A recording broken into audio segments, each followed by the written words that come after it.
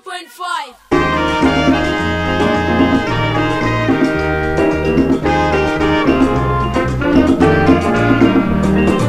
He has labored, he has suffered to lead his people into the land of freedom.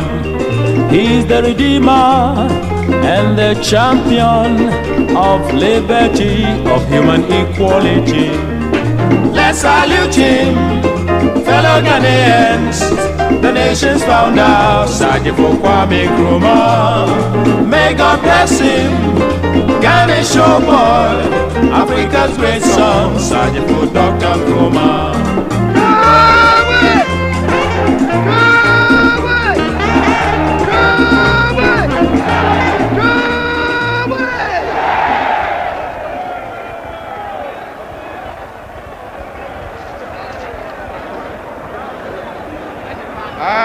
Ago when you come with Makasa Kakra, and when you come when Tiam Kakra, Menkasapi. Damabara Makade Bakans Babukakran and Yamakan Fancy. At long last, the battle has ended.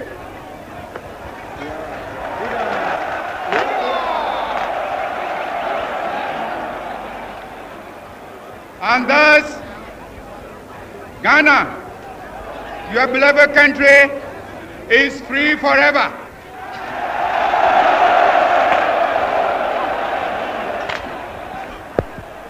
And here again, I want to take the opportunity to thank the chiefs and people of this country, the youth, the farmers, the women, who have so nobly fought and won this battle. Also, I want to thank the valiant ex-servicemen who have so cooperated with me in this mighty task of freeing our country from foreign rule and imperialism. And as I pointed out at our party conference at Sorbonne, I made it quite clear that from now on I love Radio Gold 90.5. we must change our attitudes, our minds.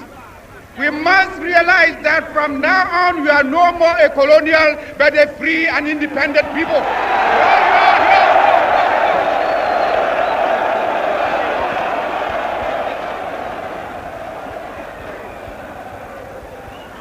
But also, as I pointed out, that also entails hard work. I am depending upon the millions of the country, the chiefs and people, to help me to reshape the destiny of this country. We are prepared to build it up and make it a nation that will be respected by every other nation in the world.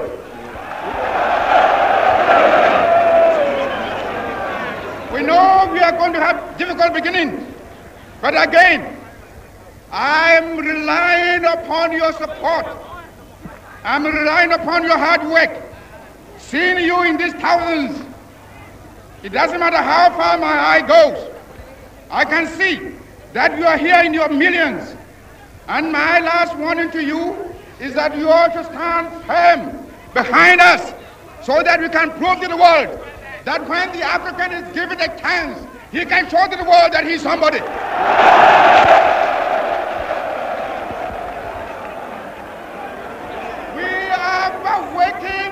We shall no more go back to sleep anymore. Today, from now on, there is a new African in the world. That new African is ready to fight his own battle and show that, after all, the black man is capable of managing his own affairs.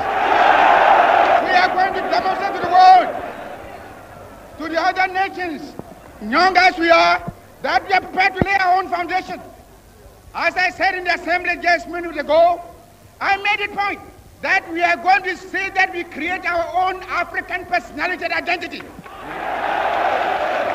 It's the only way in which we can show the world that we are ready for our own battle.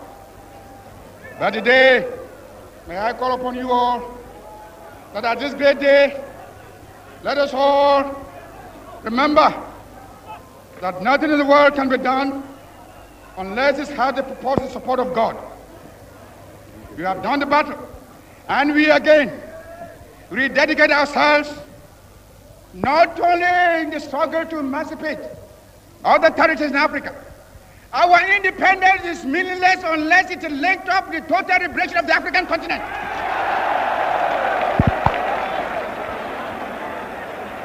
Let us now, fellow Ghanaians, let us now ask for God's blessing.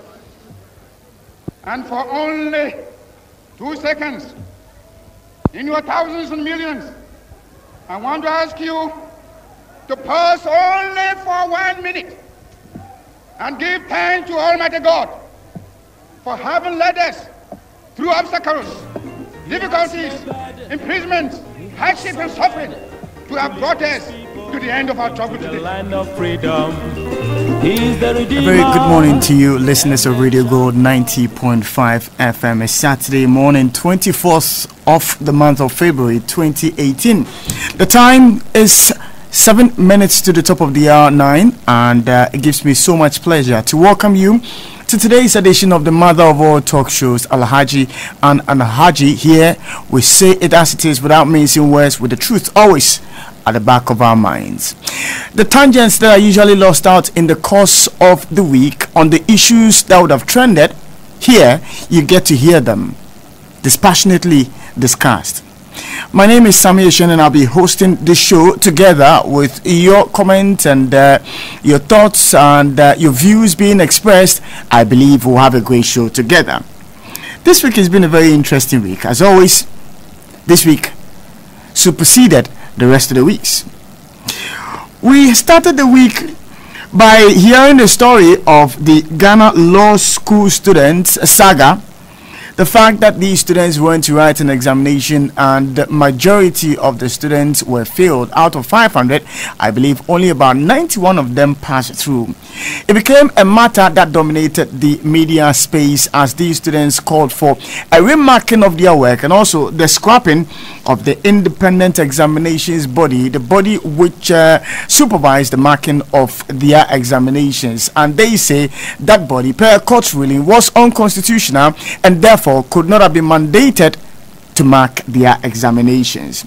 This matter was a matter that was discussed thoroughly on this network, and as much as possible, I believe those who tune in to follow the conversation got the import of the discussion when the SRC of the school held a press conference and reiterated the concerns of the students. Also, renowned illustrious son of Ghana, the late Professor Francis Alute, was laid to rest.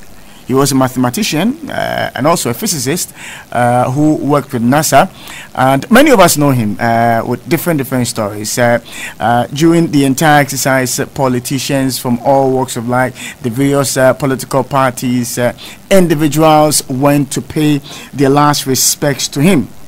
Amidst controversy, Mr. Martin Amidu was sworn into office as the special prosecutor after Parliament had passed him or approved him. What awaits all of us as the special prosecutor starts his job? The setting up of his office, the people he's going to be working with, is what I believe is going to dominate the conversation in the days ahead of us. Interestingly, somewhere around Thursday or so, a beautiful piece started also making rounds on social media, later to dominate the airwaves, and that was the piece written by Dr. Valerie Sawyer, a piece titled Bird of the Night. Very interesting piece to read. If you've not read it so far, try and get a copy and read. Speaks volumes about the happenings in our nation, Mr. Martin Amidu, and many other individuals, and the state of our nation. If you want to understand, if you want to appreciate that piece that I talk about, make sure you get the Bird of the Night and read it. It is still trending as we speak. A piece written by Dr. Valerie Sawyer. Corruption Perception Index also hit us when Ghana fell from 70 to 81. people asked many questions. Are we not in this country when His Excellency the President tells us, he's combating corruption in this country, so much so that nothing can be said, of his ministers and his appointees?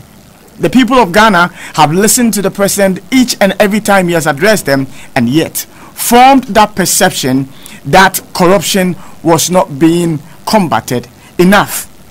The matter is something which I believe would continue trending even into next week, as people begin to ask themselves the questions: how did we get here when we dropped by 11 points to 81?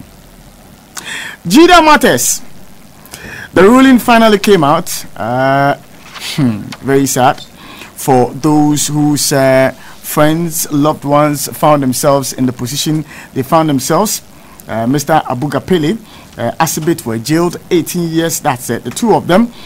For those anti-corruption campaigners, they will say justice has been done. But those related to these individuals, how do they feel?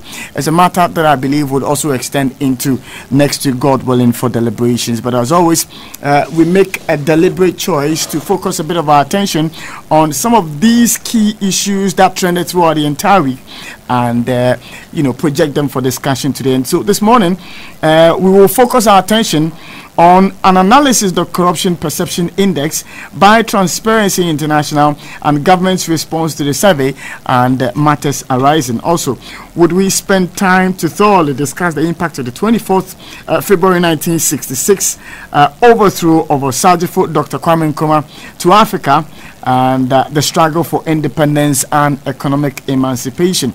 If we do have the time, we will discuss the High Court judgment in the Jida case against Abugapele and Philip Asibit, sentencing them 6 and 12 years jail term respectively. So those are the issues we are tabling for discussion today on Alhaji and Alhaji, the mother of all talk shows. As always, I take the time to update you with the latest in terms of the headlines of the newspapers, and I start off with the Daily Graphic newspaper, which has on its front page a picture of His Excellency the President Nana Addo Dankwa Akufo-Addo presenting the instrument of office to Mr. Martin Amidu as the special prosecutor, and it says Amidu takes office.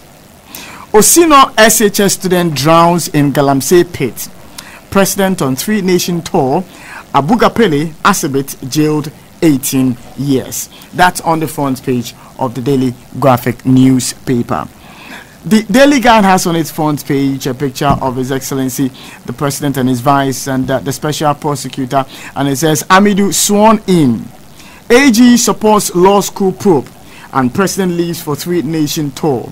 Jida scandal, Pele Asibit jailed 18 years. That's all on the front page of the Daily Guide newspaper. You will find on the front page of the Ghanaian Times newspaper the story: President leaves for 10-day visit to Togo, US and Germany.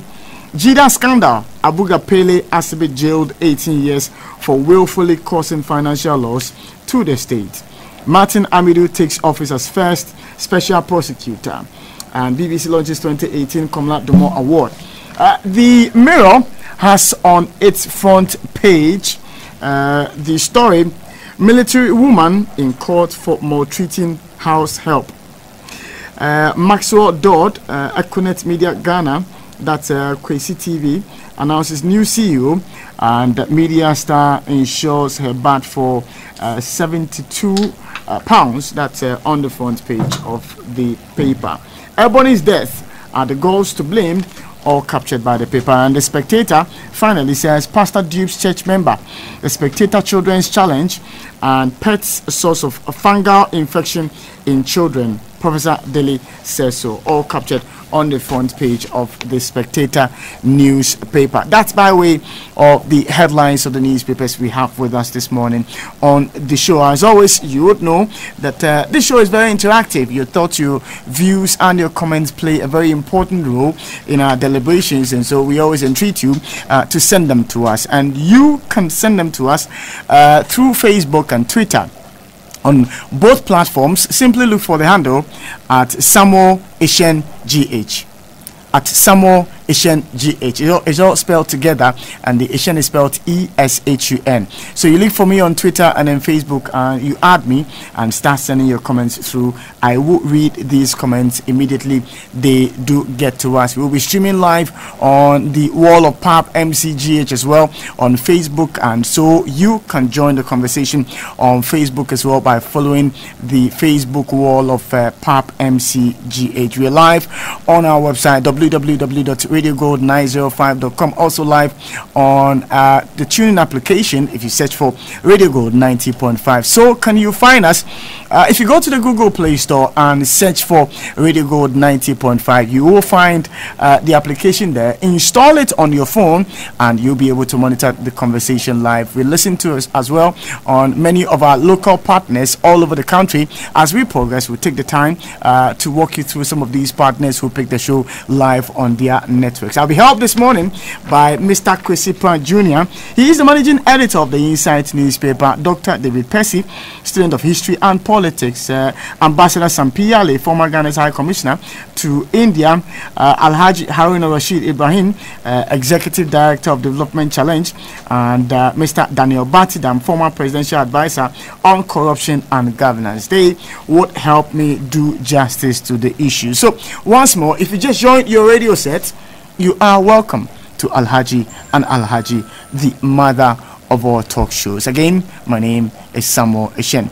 So we begin the conversation, and I would like to start off with Mr. Daniel Batidam on our first issue, which has to do with the Corruption Perception Index by Transparency International, the local chapter, and find out what he makes of Ghana's ranking in the latest Perception Index. Good morning. Good morning, Sammy, and I'm happy to be on your show, I think for the first time since you have been in charge.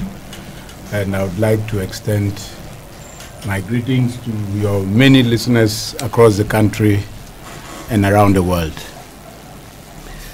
It's a pleasure to come here and share some perspectives on the issues that matter to Ghanaians and indeed to people all over the world, as far as our governance or the governance of our country is concerned.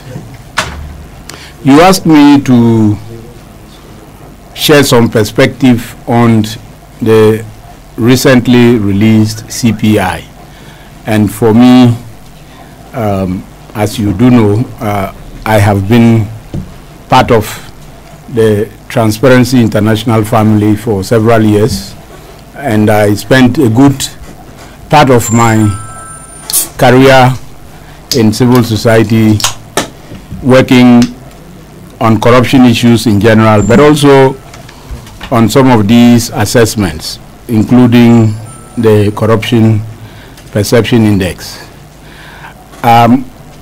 For purposes of perhaps throwing some light on what the CPI is and what it is not, because I think sometimes the debate and the discussion and the discourse around the Corruption Perception Index in particular gives the impression that that is the measurement of corruption in countries. I think that is an erroneous impression which we should clear in the minds of people, because even if you read the methodology of the CPI itself, they tell us what it is and what it is not. But unfortunately, and for this I think you, my friends in the media, have an important role to play. Unfortunately, what happens is, over the years that TI has been releasing these reports, people tend to debate and argue on the issues that are not captured by the Corruption Perception Index instead of what is in the index. And I think that is the context in which I find it important that your station has tried to dedicate some amount of time since the report was released to discuss it. But I also want to use the opportunity to express my disappointment at the fact that for something that apparently has been so important in our country's governance over nearly the past 2 decades. This time round, the CPI didn't seem to make the kind of headlines that one usually would expect, and I heard you allude to that in your earlier remarks. First of all, I think we should consider the Corruption Perception Index released by Transparency International annually as one of those snapshots of researches or attempts at, getting some insights into what is going on in a country as far as corruption is concerned. But I think it is important to take particular notice of the focus of the CPI. The CPI is focusing on how the public sector of countries function. That is basically what the CPI is focusing on. The CPI, if you look at the various data sources, and I will come to that in terms of the data sources that were used for Ghana this year.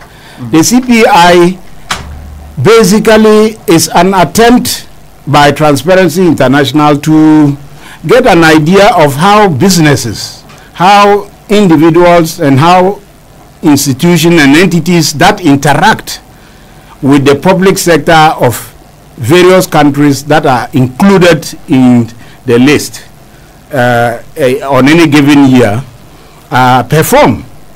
That is basically what the whole issue of the perception index is about.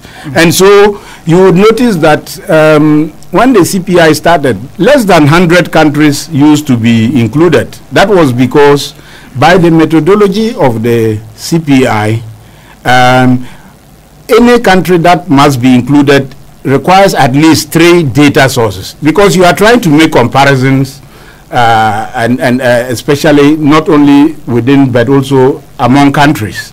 And so you don't even get every country in the world included in the CPI. So if they don't get the number of data sources that are required for a country to be included, it will not be. So we started with something in around the 70s or 80s, and then now we have gone up to 180. So this is important to make because, as I said earlier, people take it to be a way of assessing corruption globally. What if some countries which are not so corrupt and don't happen to be included, and what if some countries that are even more corrupt are not included because they don't meet the basic requirements? I think this is a very important point to make. But we are talking about Ghana, and as a Ghanaian, I think we all know how important this index has been in our own,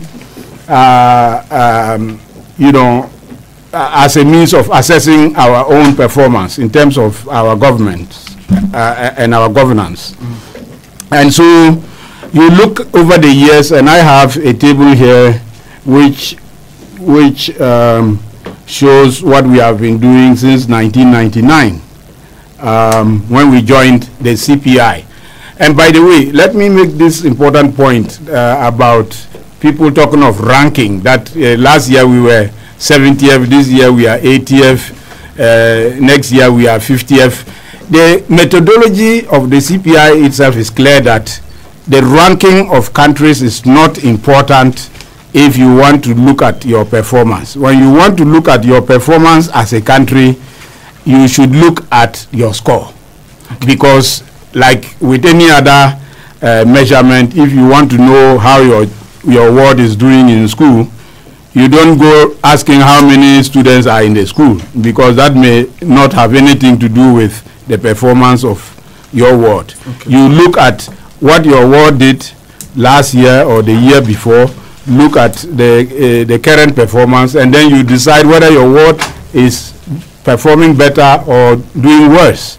And so the focus, that is why when the CPI is launched, normally the Transparency International's local chapter of, in Ghana, which is the Ghana Integrity Initiative, which launches it, tries to educate people about all the factors that have gone into the score of the country. And by the way, I also want to clarify the issue that people have been making, especially government officials, using the commentary made by GII to the report as the basis for the discussion. Again, that is a very, very disingenuous approach to looking at this report, because you see, GII has no input, and I know you know that I'm saying this on authority. GII has no input into this report. The report is a global report conducted by Transparency International. The data sources are institutions that are believed to be credible: the World Bank, the African Development Bank, the Economist Intelligence Unit, and a host of others, who basically develop questionnaires like we do for all kinds of surveys, and put questions to businesses.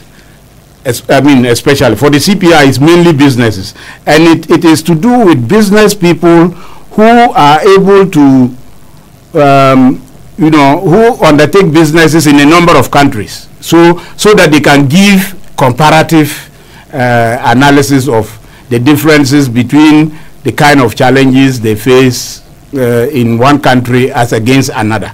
And so these international institutions pose a number of questions, to businesses, international businesses, and say, when you come to a country like Ghana to do business, what are the processes?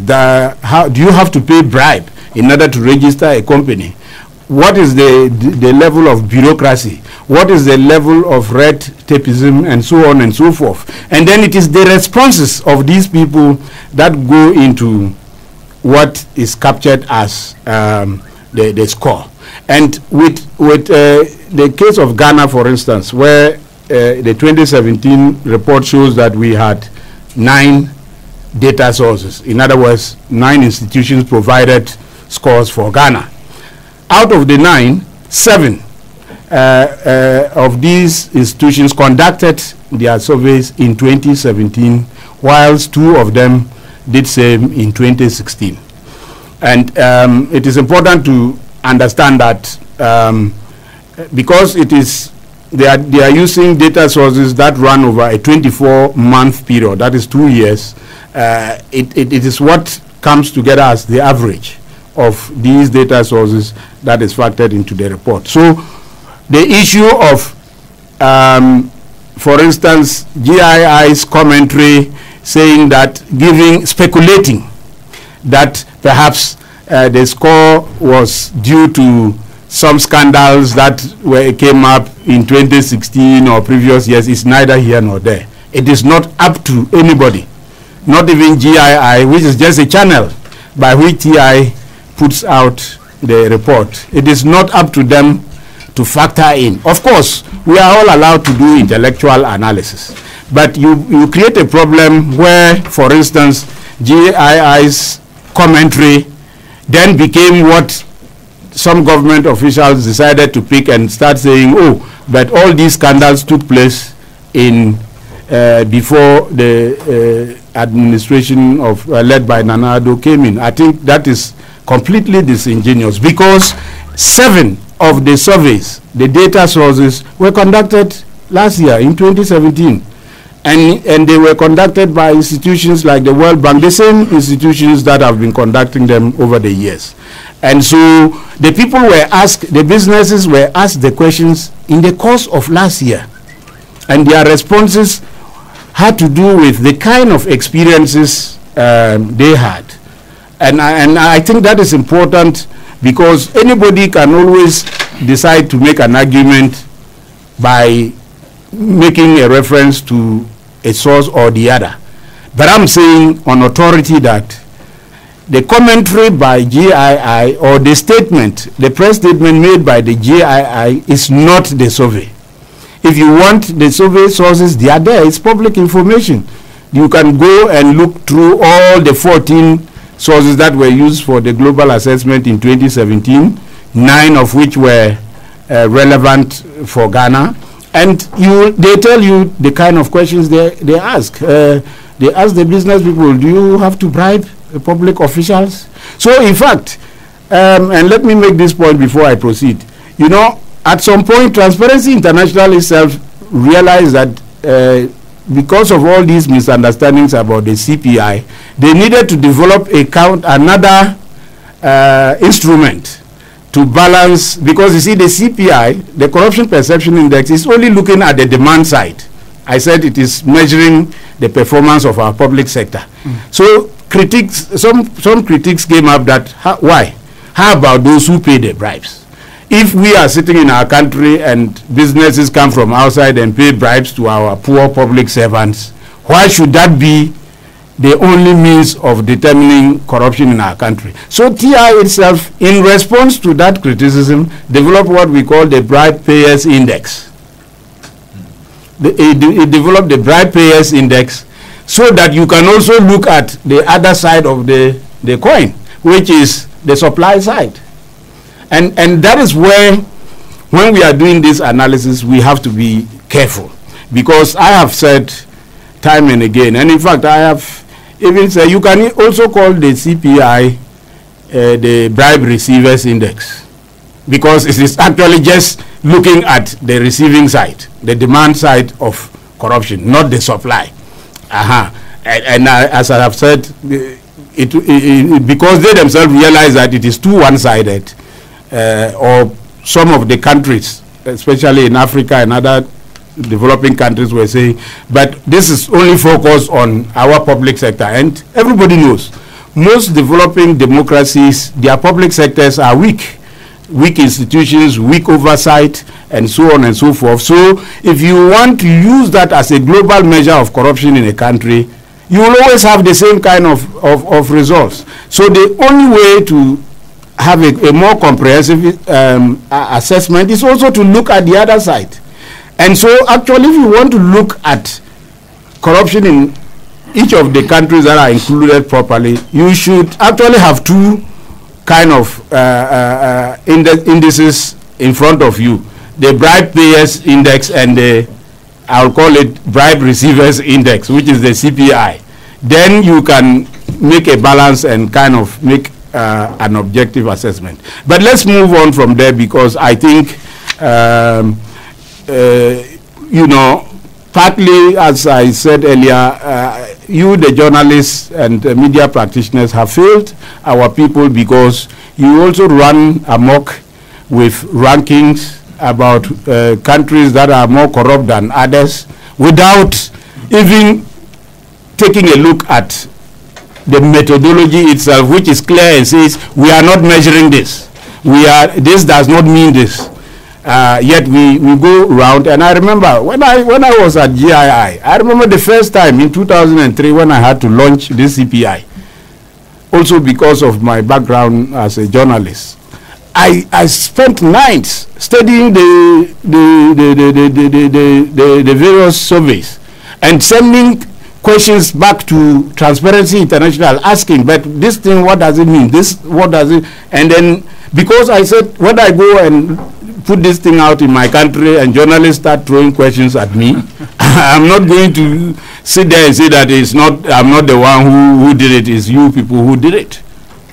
Unfortunately, and to my own surprise, when I launched the report, exactly what I said the CPI was not is what the journalists went out and said it was. They went, Ghana is the 70th most corrupt country in the world. I said, my goodness, where is this coming from? But anyway, as I said earlier, it has served, the CPI has served as a kind of guide to us as a country, not only Ghana, but you know, the international community, in terms of how our public sector is working, what goes on in the interaction between the supply and demand sides of corruption, namely the businesses who come to our countries, and especially international businesses to do business. And so we have tried to make some sense out of it and use it as a guide to understanding some of the weaknesses in our public sector that we need to address in order to reduce this issue of, the perception of corruption. So from 1999, when we had a score like 3.3, at that time they were doing it, we were using the 10 as the highest mark. So instead of 33%, it was 3.3 over 10. Later on, I think getting to the 2010 or so, they changed and decided to be using the percentage. But it doesn't matter.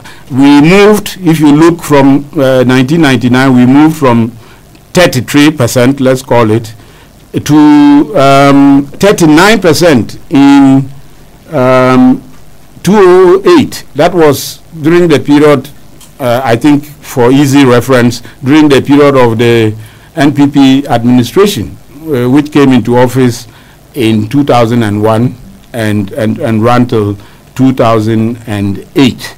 So Kufuor's presidency and government left Ghana in 2008 with a score of 39%, which is the highest it got. And for me, that was a big improvement from the 33 that they came to meet. Actually, in 2001, it was 34. So if you consider that between 2001 and 2008, we moved from 34 to 39, which is 5 points. I think that was indeed a very appreciable progress. Then came the Atta Mills-led NDC administration in 2009, and they took it from the 39% and moved as high up as 48, almost 10 percentage points in 2014. Of course, during that period, we also still saw a lot of issues about corruption being raised. But sometimes, and I'm sure you remember this cliche about the paradox of exposure. We try to explain that sometimes when the more light you throw into a room, the more people see. And so sometimes when a government comes into office and makes a commitment to tackling corruption through certain acts that include transparency in the public administration, people tend to have the perception that there is more corruption because they are beginning to see things they used not to see. And so they think those things have just come into existence. But that is not also the way to look at it in the context of the CPI, because the CPI is not about what people see or do not see. It is actually about the experiences of businesses who, or businessmen and women who do business with our country, especially and interact with our public sector. So we moved from, as I said, 3.9 or 39% to 48 in 2014. After 2014, we started sliding back. We came down to 47 in 2015. Then in 2016, which was the election year, the last year of the NDC Mahama-led administration, we had a score of 43. Now, if you look at the methodology itself, it tells you that certain changes in the score may be considered significant or not significant.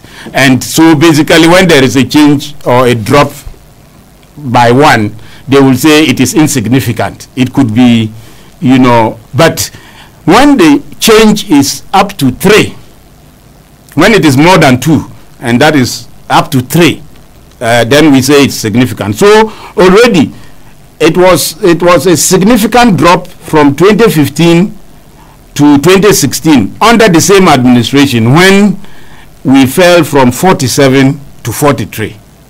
It was a significant drop because it meant that something was not so right. And some people like to say because of the increased political activity in the election year and all that. These are plausible explanations. Whatever it is, it was a significant drop, even under the same NDC Mahama administration. But then fast forward 2017, then we come with another score of 40, which is again a drop by 3 percentage points from the 2016 score. Now, of course, I already said 3 points drop is significant, whether it is under the same regime or under a different regime. Now, when people then start saying, you know, this drop is because of reports from or allegations of corruption or actual instances of corruption that happened in previous years, I then begin to find that a bit difficult to understand, because, as I said, out of the 9 data sources that were used for this survey, 7 of them were from 2017. So how does 7 become, how does 2 become more important than 7? Because the 2 that came from 2016 are the only ones that were, if you like, carried over to get the mark of 40 that we scored. Unfortunately, as I said earlier, government officials and other commentators have gone on to make all kinds of if you like, assessments using, again, also the commentary in the press release of GII, and driven all of us into another mode of talking about what the report is not talking about. But let me say a few things for the purpose of your listeners and for us to get a better understanding of why we should be worried about the drop in 2017. As against, for instance, I would say even as against the drop in 2016 from 47 to 43 under the same NDC administration. We have to be worried because from the trend that we have seen over the period, whenever there is a new administration, the first few years, if you look at the trend, the first few years of every new administration has, since the 3 or 4 transitions we have had, the first few years always witness at least a stagnation or an improvement in the score we get. And you can find them. They are matters, figures. You can't argue according to sources close to the presidency. You can't argue with figures. So you just have to look at the figures, and you will find out that whenever there is a change of government, like as it happened in 2001, you know, immediately it appears that either because of the fact that the political parties have always campaigned on a mantra of coming to fight corruption, it appears that whenever there is a change, at least in the first year or 2 of the new administration, there is a kind of let's wait and see kind of thing, and people don't continue doing business as usual. Okay, so you see that in 2009, 2010, I mean, okay, you can start with 2001, 2002 when Kufuor came in. You would see that the report actually improved. In 2001, it went from 3.4 to 3.9 in 2002, because, of course, when Kufuor came, we all heard of the zero tolerance for corruption, and people thought that, well, this time round you cannot do business as usual. As the figures show, I think after a while they realized that actually you can do business as usual, because they started sliding back again. You go to 2009, 2010, when the NDC came in, they took off with 39, moved in to 41 in 2010, and so on. So there is what we call the window of opportunity that normally opens to every new administration for them to at least get the, because you see, you come on a vote of confidence by the people that you are, there's going to be change for the better. So what happens is that the people who voted for the new administration or new government, in their belief that things are going to change for the better and that they cannot continue with, if you like, their bad ways, they sit up and normally you see some improvement. And I think that is where the significance of this year's score comes in, because we have dropped by 3 percentage points. How come? Because Ghanaians voted for the NPP believing that they were going to come and fight the corruption that they said existed under the previous Mahama-led administration. So if anything at all, we would have expected that even if they didn't do much to improve, at least they would keep the score that they came to inherit, which was 43. But unfortunately, we have seen a slide from 43 to 40. And I have already discarded this argument about the carryover from 2016 because, you know, it's quite obvious. And I find it a bit sad that no less a person again than our president himself used this argument yesterday when he was swearing in the special prosecutor and referred to it and even used the word largely. The president, not that is reported to, I heard the president say it is largely, the score that we have for 2017 is largely. My brother, between 2 and 7, which is large? Because there were 7 data sources in 2017 and only 2 in 2016. So how does 2 become larger than 7? And this has been going on. I have heard, I think before the president even came up with that, spokesperson of the government were out there making all these issues. You see, Asian, I think we should put politics aside and begin to ask ourselves serious questions as a country. You know, because this thing is not about us pleasing other people. It's not about us looking good in the eyes of the world or for anybody, you know, to admire. This is about our development. In fact, for some of us, the discourse about corruption has to do with us understanding why we are not getting out of the shackles of poverty and underdevelopment after all these years, and despite all the resources that the so-called international community has been pouring into our country. You remember that when we had the transition from the NDC to the NPP in 2001, so much goodwill came into this country. We even went on HIPIC. Our debts were cancelled. How come we did not manage to take advantage of these breathing spaces to get out of this nonsense of calling ourselves perpetually poor people when we are sitting on the richest resources in the world? And I think as Ghanaians and as patriotic citizens, these are the things we should be worried about, not to be trying to apportion blame. So when I hear no less a person than His Excellency the President saying that, oh, we got this score largely because you know, of allegations of corruption that happened before his administration, I say it is disingenuous because it doesn't speak to the facts.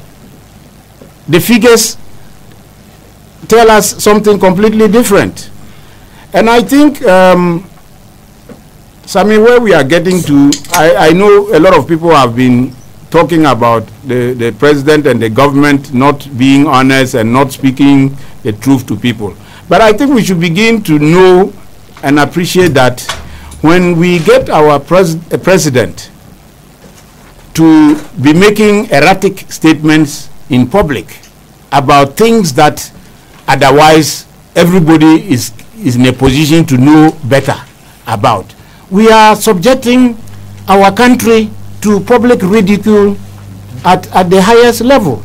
It is not about NDC and MPP. if the president of Ghana appears not to know that between 7 and 2, it is 7 which is bigger and not 2. I mean, is that something you and I should be proud about?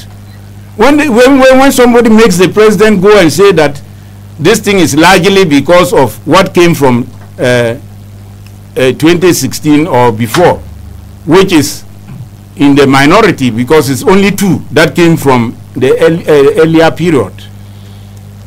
I mean, are we not subjecting our president and our nation, for that matter, to public ridicule? Again, as I have said, you see, we have witnessed a lot of allegations of corruption over the past 1 year, some of which the GII has not even bothered to mention in their commentary. But I think I know everybody in Ghana knows.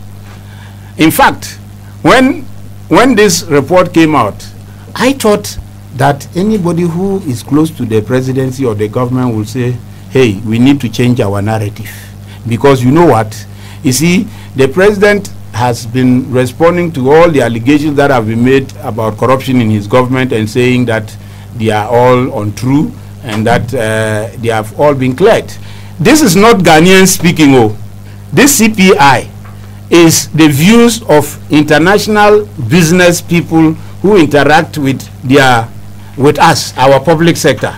And I think somebody should have whispered to the president that, you know what, we must stop this narrative, because the international businesses and institutions that work with us are telling us that corruption is worsening. That is exactly what this score is telling us. This is not even the views of Ghanaians. And I think it is important for us who do public policy and policy analysis to be clear on these things. The CPI is not about the views of, we have also, Transparency International also publishes what they call the global barometer, where they sample views of the general public, the people they meet on the streets. But this one, the CPI, is asking questions to business people. And if I were advisor to President Nana Akufo-Addo, I would have started saying, Your Excellency, you know what? Maybe we should look at the way we have increased bureaucracy in our public sector by increasing the number of political appointees into MMDAs, ministries, departments, and agencies. You go to NCA, you go to SNIT, and apart from the public servants who are there, they have now appointed additional political appointees as deputy directors, thereby increasing the bureaucracy. So if a paper had to go through 3 stages of review, by adding a political appointee, it then goes into through the table of 4, and if there are more, you are even prolonging the bureaucratic red tape. So let us get serious as a country. Let us make people understand that we know what we are about, and that we take these views expressed, and I say views, not perceptions, these views expressed by the foreigners and international businesses who interact with us seriously, because you know some of the things and allegations that have come up, we will never get to the bottom of it, because you see, if you talk to business people, they will not tell you that we are having problems because when we want to see anybody, any minister, we have to pay bribes. But you see, when people conduct these surveys, because of the confidentiality associated with it, they are free to tell them. In fact, that is partly why when we had the parliament speaking to, the parliamentary committee on the cash for seat scandal, when it came to the business people, they could not hold it publicly because business people don't want they can't speak the truth in public, because sometimes the truth might affect them adversely. So I think any serious analyst, any serious advisor to the president or the government should say, well, we must be worried. And let me say this, as a matter of analogy that, you see, the business people come from America, they come from Europe, they come from Asia, and their governments, they are the diplomatic missions that sit in our country, sit here in pursuing the interests of their countries, including their people who do businesses. But in diplomacy, some of these missions cannot tell you some of the things you are doing which they think are not right. But at least their business people who are private people can say it. So that is what I think we should be thinking of seriously. That Americans and Europeans and Asians who come to Ghana to do business with our public sector, our government officials and others, this is what they think, that over the past 1 year, they have had more challenges, if you want to put it that way, in doing business with Ghana, because if you look at the questions, because of extortion, because they have had to pay more bribe, because of longer bureaucratic red tapes, and so on and so forth. Those are the basis of the responses they give. They ask you, when you go to Togo, how easy is it to do business? How long is the bureaucratic red tape as against Ghana? They ask the same business person that question. And you say, oh, in 2016, when you came to Ghana, you only had 3 steps to do to get a company registered. In 2017, that became worse. And each step involved some level of time wasting. And mind you, time is a resource. Sometimes we think that it's just about, no, if it is going to take me a longer time to get something done which could have been done in a shorter time, that becomes a bureaucratic bottleneck. And so, for me, and I say this without fear of being accused of being political, because after all, this is all about politics. For me, this is even an opportunity for the president to really look at the size of government that he has presently, with his appointment of the 110 ministers and deputy ministers. And not only that, also all the political appointees they have injected into the public sector, further increasing the bureaucracy. These are the interactions that the businesses, the business people and the institutions that are responding to the questionnaires of the CPI, these are where they are coming from. Right. And I think if we look at it from that point of view, we will then begin to think about things like reducing the bureaucracy by reducing the number of appointees we line up in that bureaucratic system. We can think about increasing transparency in the way we run government affairs, because some of the questions also relate to transparency. They ask they ask the people, do you think that is the government transparent when they do this? We should look at issues around open tender bidding processes and sole sourcing and all that. Excuse me, I'll land. I want to land on a particular thing, because the president made the comments yesterday when he was swearing in the special prosecutor, and I have my position about the special prosecutor has been known long ago, even before the person. So it's not about the person who has been appointed. But I'm saying, you see, one, we have procured a special prosecutor through sole sourcing, because we did not even allow ourselves the opportunity. No, I mean, this is not a laughing matter.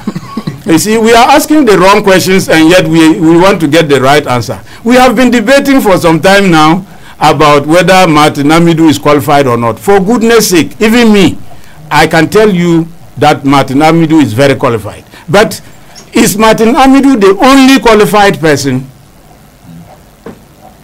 That is the question nobody is asking.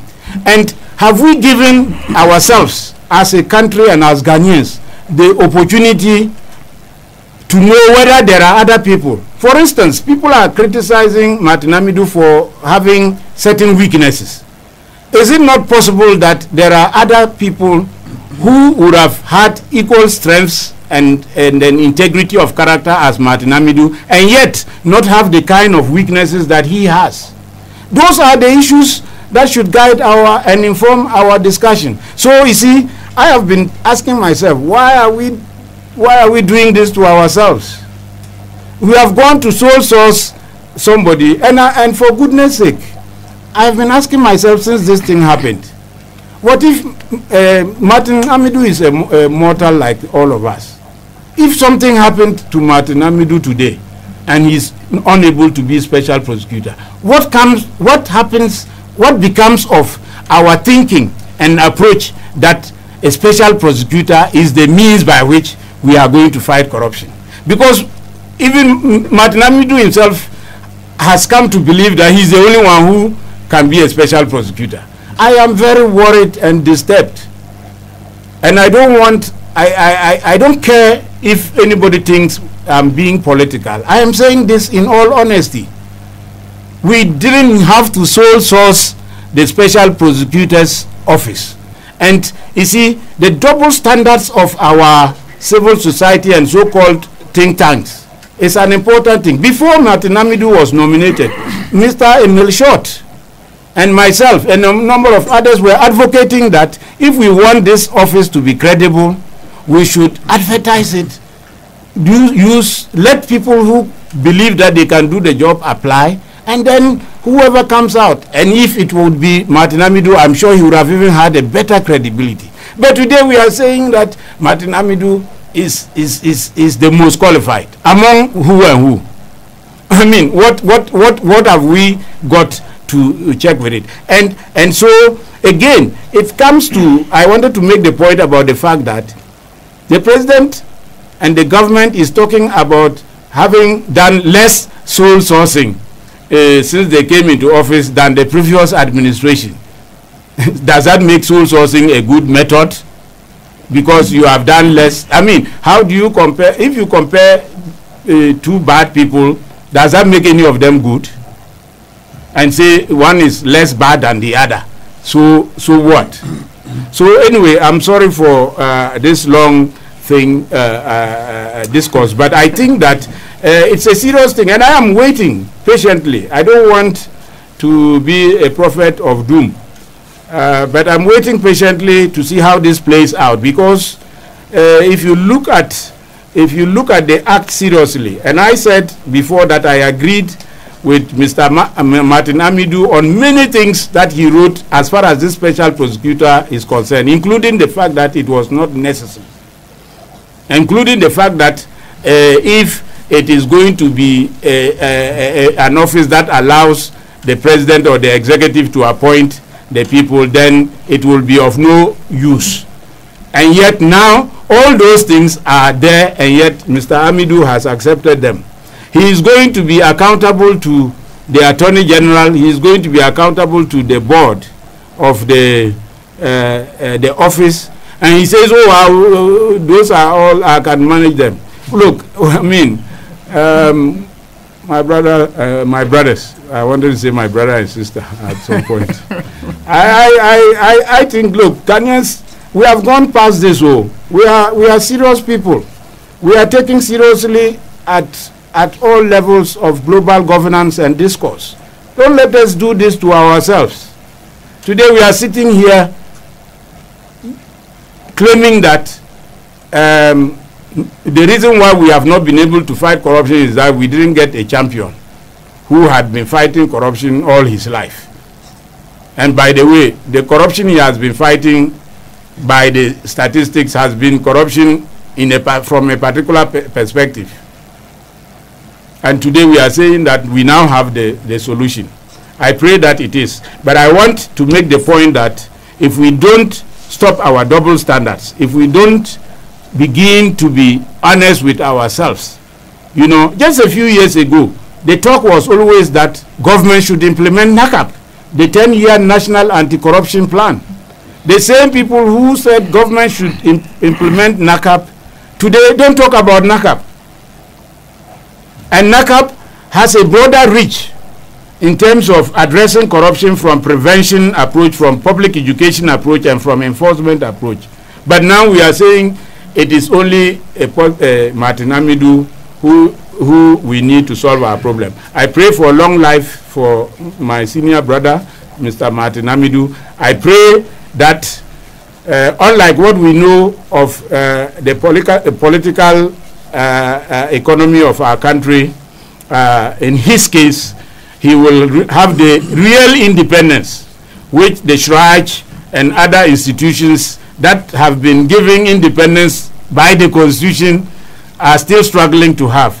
I pray that the public prosecutor will be given the resources which we did not have to give to the numerous public anti-corruption agencies, and that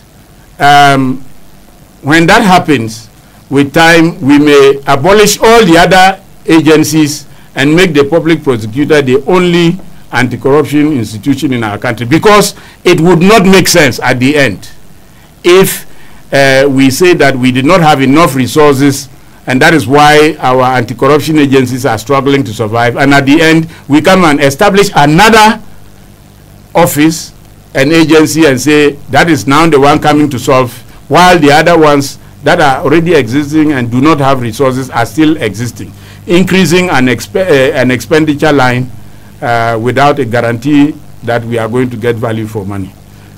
Thank you very much. I am grateful for your submission, Mr. Daniel Batidam, this morning on Alhaji and Alhaji, the mother of all talk shows. The time is 7 minutes to the top of the hour, 10 if you just join us. This is the show where we say it as it is without mincing words, always with the truth at the back of our minds. My name is Sami Eshen, and it's good to have you with me. So the first matter we are looking at has to do with the Corruption Perception Index by Transparency International and the government's response to the survey and matters arising. I'll go straight to Alhaji Haruna Rashid Ibrahim. Thank you, and may I say good morning to my seniors, and Happy New Year. This being the first time that I'm seeing you guys this year, and Assalamu alaikum wa rahmatullahi wa barakatuh to all our listeners, and I pray that Allah would continue to guide us. Allah isa jama'a duka kuna lafiya, Allah ji kan marigaya, sannan kuma Allah mu kuma da muke nan, Allah ya sa mu wani duniya lafiya kuma ya sa mu mutu musulmai. Thank you. Mr. Batidam has, exhaustively, done a very good job on explaining a lot of the nuances, the methodology, and other things, the meanings of what the CPI is all about. So I will not go so much into it because, it would be kind of repeating what he has said. What I'll choose to do is to kind of look at it from a different angle. Why is it that we have the situation where we are right now? And the situation where we are right now is the fact that back in 2016, Ghana scored 40 out of 100. 43. No, 2016. Yeah, 2016, 43 out of 100. And placed us at 70. And then today, 2017, we are now at 40 and at 81. That is 11 spaces down, I guess worse. If you want to look at it in the score of 0 to 100, 100 being the best and 0 being the worst. If you were in a classroom, the score A, B, C, whether you have an A or a B or a C. Basically, what this is saying is that Ghana has scored an F, a failure, because it's less than a C or even a D grade. Okay, now about 66 or 67%, 2/3 of all the countries surveyed are in that category, where they are kind of like in a failing grade. But the issue with Ghana that we have to look at is, given the kind of promises that the MPP government made leading up to the 2016 election, the fact that they harped on the issue of corruption, incompetence, how when they come into power, they were going to change the narrative, they were going to put things in place, they were going to protect the public purse. There's a high level of expectation that when these guys come with their men and their women, they were going to change everything and make it look good. So, you know, we had high hopes. A lot of people had high hopes. But the fact of the matter is that what we are seeing is a huge disappointment. And this score of 40 is not an accident. In fact, when you look at the World Bank report that talks about, that grades the ease of doing business index, okay, that also kind of confirms this report, because 2016 was better than 2017. In fact, let me put it this way, 2017 is worse than 2016, which kind of confirms the same thing that the CPI index is talking about. And again, this is something, you know, a survey of people from the outside looking in. You can look at it as, you know, on a football pitch. The people who are on the pitch may not see what they are doing, but the person from the 30,000 foot high level can really have a very good view, a disinterested view, you know, an objective view and objective analysis, mainly done by business people. So when the business people, with their representation from their, you know, high commissions and embassies, look at what is going on in the country, and they have reports they read in the newspapers, they live right here in Ghana, and they see issues of bribery involving the finance minister, involving the energy minister during the confirmation report, the vetting of 150,000, and then they see nothing being done by this president, who is a renowned human rights lawyer. In fact, a former attorney general. One would have thought that he would have taken steps to correct a lot of these issues. From the bribery scandal, we went to the Ghana at 60, where 20 million cedis was spent within a space of 6 hours. To this day, as we speak, there's no accounting of that 20 million cedis. The embassies and the business people are seeing these things, and then you come to the scandal-ridden, stinky, bossed 5 million liter, you know, contaminated fuel. Who in Ghana has not read about this? I'll not go into the sordid details, because we all know. And what happened, the shameless, you know, press conference that was, you know, quickly put together, and, you know, they adjudged and decided that, you know, oh, they've investigated it and nothing happened, and that everything was okay. People see these things. They know that when it walks like a duck, it talks like a duck, it must be a duck. In this case, if it smells like corruption, it looks like corruption, it must be corruption. And that is what the bossed 5 million liter contaminated fuel is. And then, of course, we come, and again, what happened to it?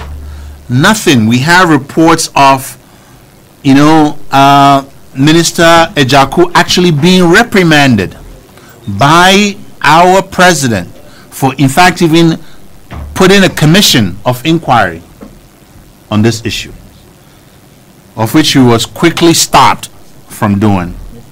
And we have the mother of all criminal issues, the Ken Bond 2.25 billion, which was hurriedly put together, friends and family, 95% of it sold to one, Templeton Franklin company. And so far, even now, as we speak today, we don't know who bought the 5%. And as we speak today, Minister of Finance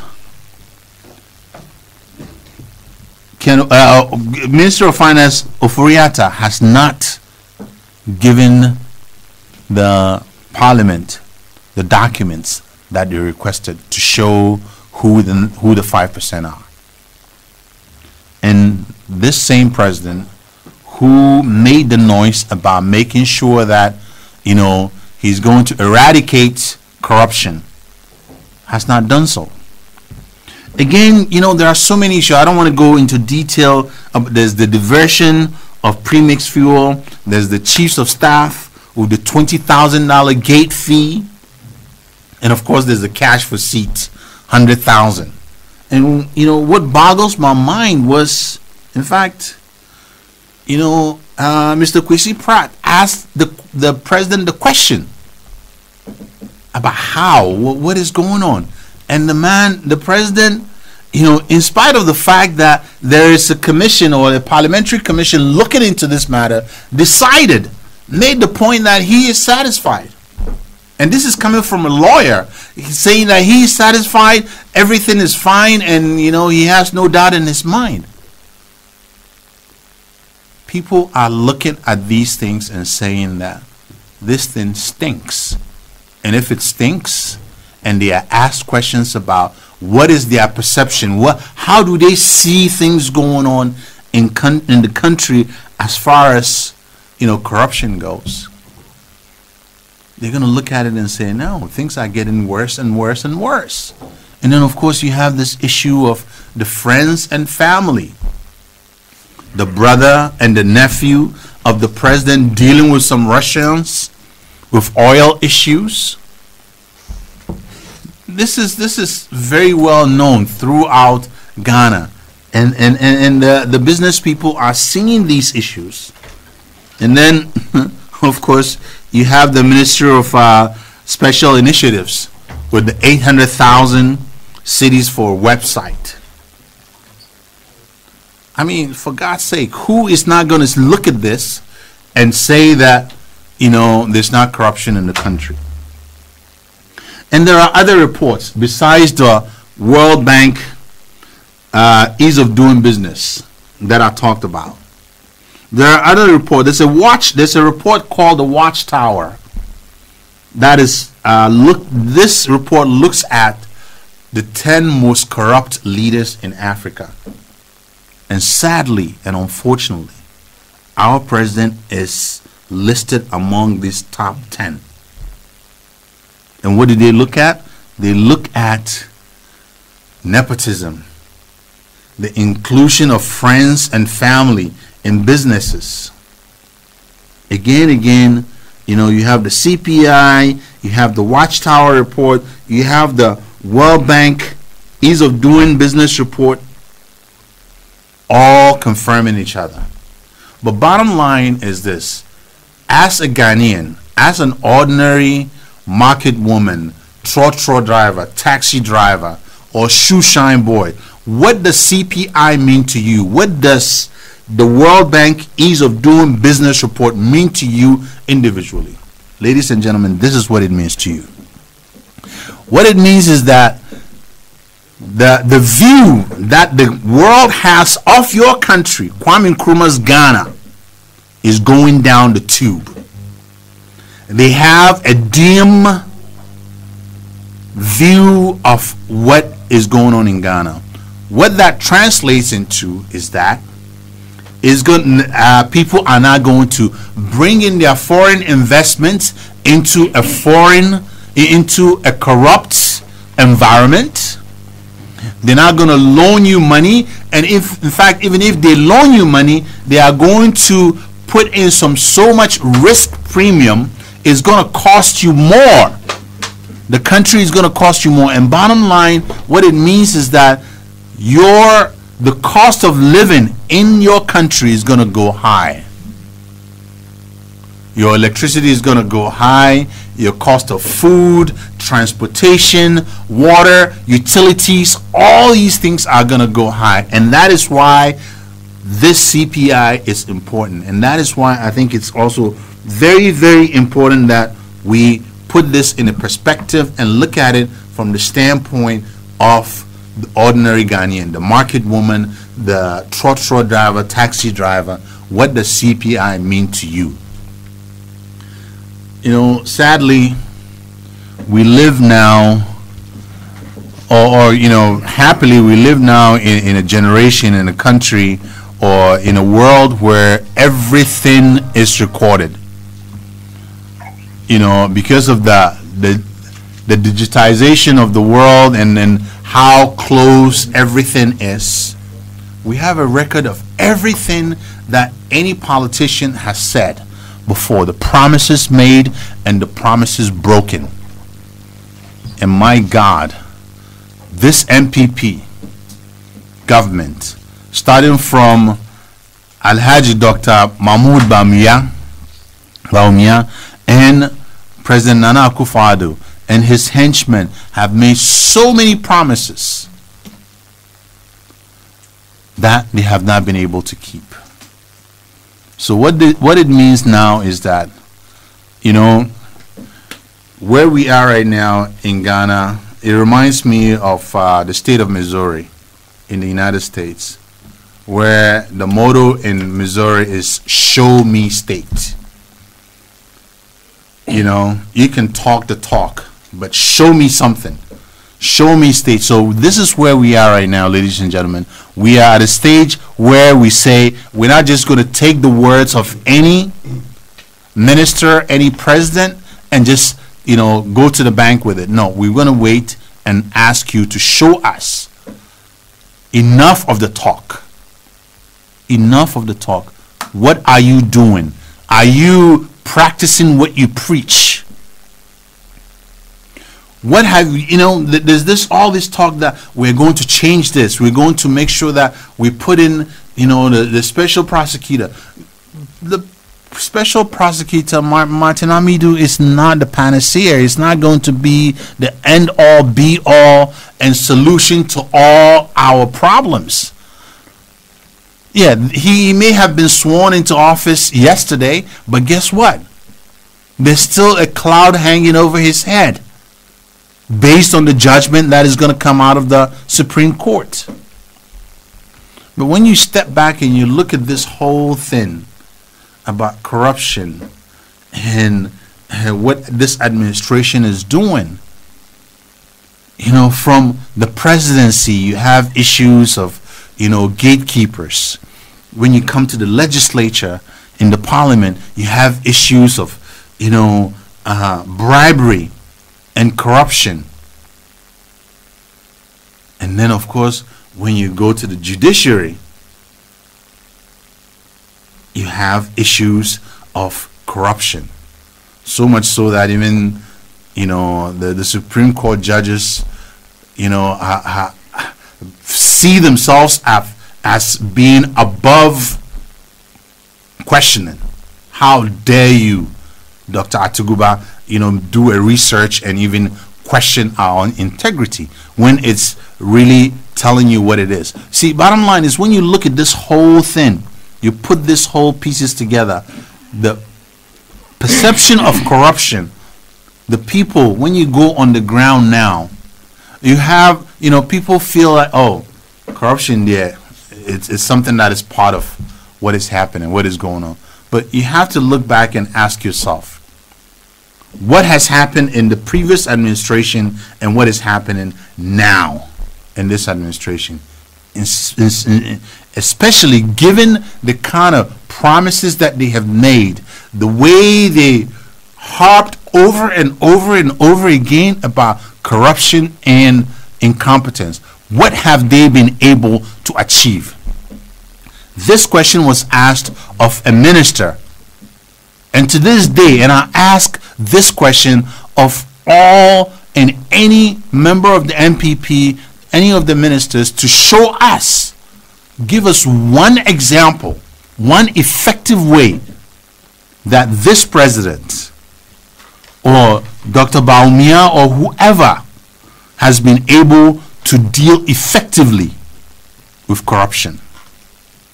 Most cases, what happens? They tell us that they are unaware of this, of something that has happened. They are unaware of this. The AG, the Attorney General, who is supposed to be the number one lawyer of the country, tells us without any shame that she was unaware of the Ken bond, $2.25 billion bond being issued. Even though this is chock full of, conflicts of interests, as Shraj has shown. So again, you step back and you look at this whole thing, and you have to. Honestly, we should not be surprised at all. We should not be surprised at all that we are at, 40. The CPI that Ghana got is at 40 right now, and that means we got 40%, and we are now at 81, having gone down, 11 spaces, 11 positions down. But again, you have to go back and you have to wonder and ask yourself, what lost opportunity? What lost opportunity? They talk, but they cannot do the walk. And Mr. President, with all due respect, this is the time. Stop blaming other administrations. When they first came into power, people would tell, give them time. This is just 3 months. It's not long enough. It's 6 months. It's not long enough. It's 9 months. It's not long enough. 1 year, now 2, they're still looking back. Let me ask the question, what would have happened if the CPI index came out to, say, 50? Would they have given the Mahama administration the credit and said that Mahama administration was the reason why it went from 43 to 50? No. So they must own up, be like the men and women they say they are, and deal with it. Fix it. Bottom line, fix it. Put in the very effective corruption ways of dealing with the corruption, and not just looking back and and blaming others. Again, what people want to see is results. It's not about the talk. Enough of the talk. And there's President Mahama has done his bit. And I know when we have time we'll go into how he has been able to deal with corruption that happened, the alleged corruption that happened under his tenure. But what has this administration done so far? What can we look to and point to say that they have done this? I'm reminded of a Ghana proverb that goes like this: Bofia boni jata egbo be ubla nyele. Bofia boni jata egbo be ubla nyele. Meaning that no matter how old a lion is, a young dog cannot mess with it. You know, His Excellency John Dramani Mahama has done his, and it's recorded what he has been able to do, how he dealt with corruption. Rightly or wrongly, you can criticize him, but he has done something. What has President Nana Akufo-Addo done? Nothing. Zilch. We ain't seen nothing yet. And I doubt very seriously if, you know, the president is going to do anything against his own flesh and blood, against the finance minister. No, he's not going to do it. How is he going to? How is an Akufo-Addo going to go to an AG who's also an Akufo-Addo and then ask that, you know, a member of the family, Ken Ofori-Atta, be judged by another family member on, you know, on the courts, on the Supreme Court? This is not going to happen, and this is why we find ourselves where we are today. The CPI being the kind of bad, you know, place that we are in right now. Again, I end by saying that the CPI has been confirmed by the World Bank Ease of Doing Business report, which has also worsened from 2016 to 2017. 2017 is showing a worse report. The Watchtower has done the same thing. And this president is not practicing what he preaches, because he's not been able to bring one. He's not been able to bring one because he's kind of, you know, upended any commission of inquiry. Before the commission of inquiry finishes their work, he already, you know, tells them he's happy with everything that is going on. He did this for the cash for seats. He did this for Bost. Do you expect him to do anything else? No. Go back and look at what happened. Why is Afoko not the current, you know, chairman? Why is Kobne Japan? Where is Sami Crab? All because they brought up issues that had to do with corruption, and this same president, the flag bearer at the time, got him out of the way. Those events should have cast a long shadow of what we are witnessing today. So I submit to you, ladies and gentlemen, do not expect anything different.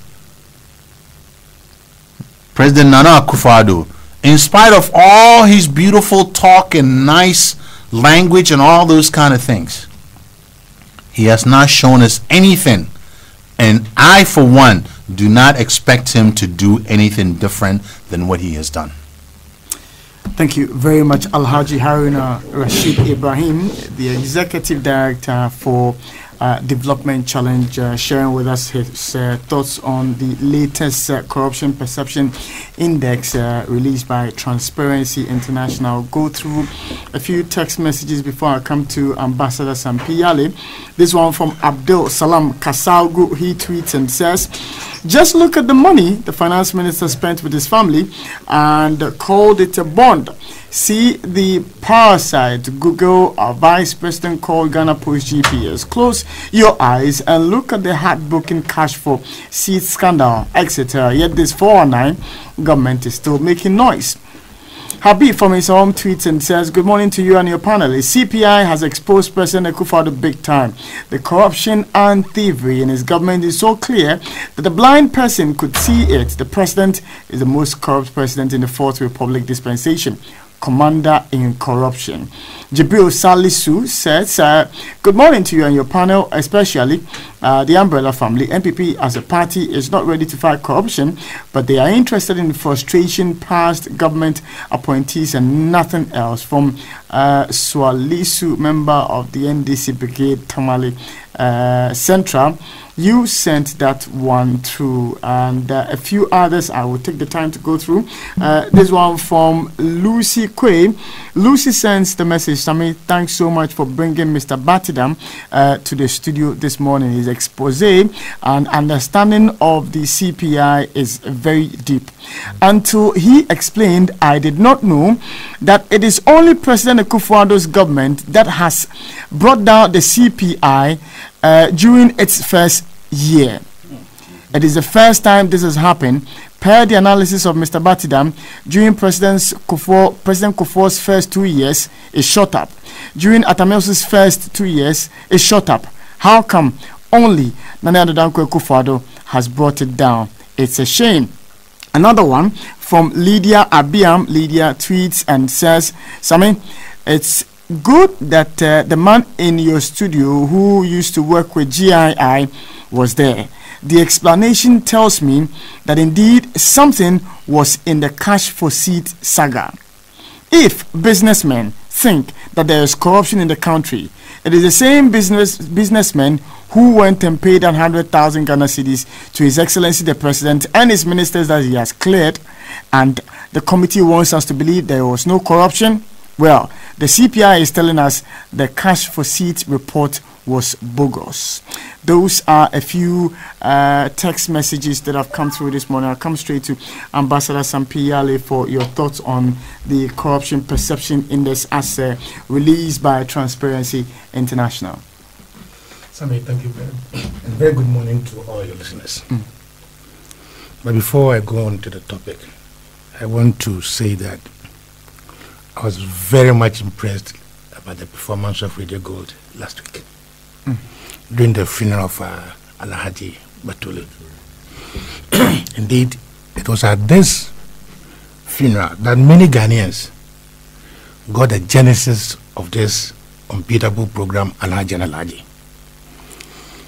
I am very, very happy that we still have persons like Comrade Kwesi Pratt still on the program, and I've once suggested to him that we should do a production of all the debates, discussions on Alhaji And Alhaji, and the book, that publication will show how useful this program has been in shaping the democratic stature of this country. And I hope Radio Good will take this up, because every week the turnout of discussions, the quality of such discussions is so high. Listen, those of you in Accra will not know the importance of this program until you go to where I am, Takoradi Sekendi, when on Saturdays people don't get Alhaji And Alhaji.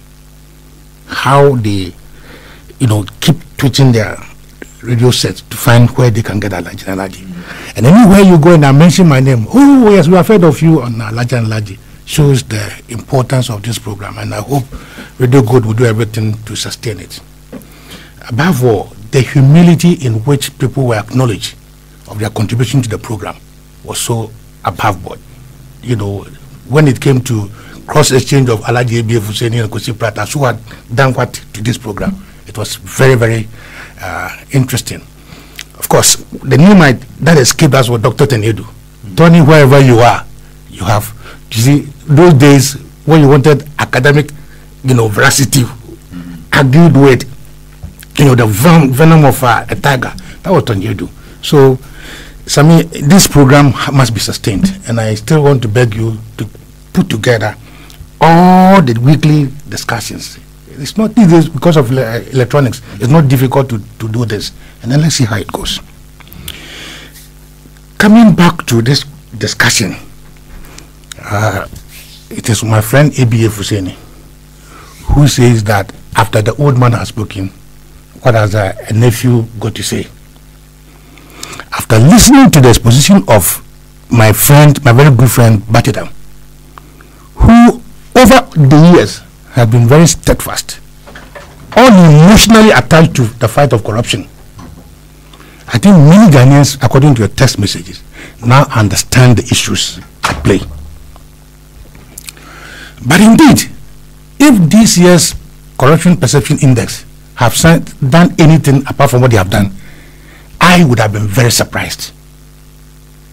I would have been very, very, very surprised that the Corruption Perception Index would have come out with any other results. You see, in our embassies, I have been an ambassador before, and in our embassies we have economic research departments. But for camouflage purposes, we call them research department. But these are sometimes people from the intelligence section, economic intelligence section, posted to the various countries to, as it were, scout through the environment and look at what is happening economically and politically. And then on monthly basis, we forward to our country. Again, when any Indian want to come and invest in Ghana, they will come to this economic desk to find out issues of corruption, this and that and that. How are you dealing with it? How is your court system? How is your medical system? They will ask all these questions in formulating their country risk analysis. That's what they do. Every sensible businessman who want to go and invest in another country, sometimes they even ask you about malaria. So if politicians in this country think that all the 100 and something embassies in this country do not listen to what people are saying, or at least do not see video clips of market women praying for God to send people to come and buy, then we don't live as human beings. See, all the people you see in black and white suits on bicycles, black and white shirts on bicycles, the American, whatever they call them, do you think what do you think they are going around asking petty questions for? And unfortunately, we are in the culture of any white man asks you any question, you answer. What do you think that the Peace Corps in various schools, I mean, you think the Americans have the luxury of putting their human beings in the most hinterland and do nothing with that? That's Peace Corps, go and teach them. So, anytime such reports come and we try to ridicule it, I say, hey, are you serious? But unfortunately, if it turns favorable to us, oh yeah, we are applauding it. The truth is that if, Mr. Shen, you want to see the level of corruption in this country, don't go far. Go to Dansoma Roundabout. Dansoma Roundabout. See the number of billboards that have littered around the roundabouts. Go to Cape Coast Roundabout. Go to Takrady. Because of what? MPP primaries. Giant billboards. Somebody says his own money. But as somebody who could not afford anything a year ago, now can afford about 1 point something million cedis worth of billboard. People see it, the white men, they see it, and they cannot talk, they cannot form a perception. Now, there are certain specific things that ordinarily will indicate that this country is not well. Right from the word go, the people who were asked to write the president's speech corrupted the speech. The speech itself was corrupted. Because in academia, if you are quoting the work of an authority, you cite the source of the authority. If you don't do that, it's perjury, plagiarism. And in law, it is called. So writers are considered. If you read their newspapers, they will say according to our sources, and sometimes they even go to the extent of naming their sources. So right from the word go, this government started with on the note of what? Corruption. The speech itself was corrupted. Then came the appointment of 110 ministers. The appointment itself was corrupted. Because in the country in the history of this country, we have not appointed the number up to 100. When in a few months' time, they were accusing the Mahama government of 87 members of being over the board. So if you accuse me of being bad for stealing 87 CDs, if you come and steal 110 CDs, you are a saint. So the appointment itself was corrupted. Never mind what people said about Jakun, whatever. I don't really want to go into that because the president cleared him before the investigation completed. That's a problem. Now, Mr. Shen, if an ordinary JSS student who has a phone can pick his phone and go to Google application and then press route, Google Maps or route, the person can say that I am going to Dansuman. The route will be shown, the distance will be shown, the time to reach, they will be shown. Google Maps. You understand? And with it was not the Minister of Communication, no. It was not somebody, an ordinary person. It took the Vice President himself to go and launch such a program and say that we have introduced a technology that is better and bigger than that of the United States and UK. When on the same phone, my poor iPad or my poor Galaxy, I can punch without anything. How much did that cost that country? How much?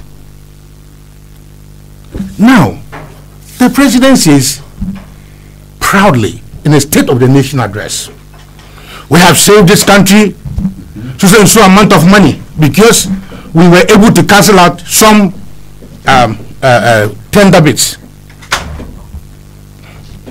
Chief, every country runs a 12-month calendar financial year. And Mahama's budget ended somewhere February, March last year. So the government started its own budget. Budget was approved, allocations were made. Some contracts were awarded, advertised and awarded even before the budgets were approved, illegally, unconstitutionally. I'm talking about the special initiative budget. You remember that? That was approved even before the budget was approved.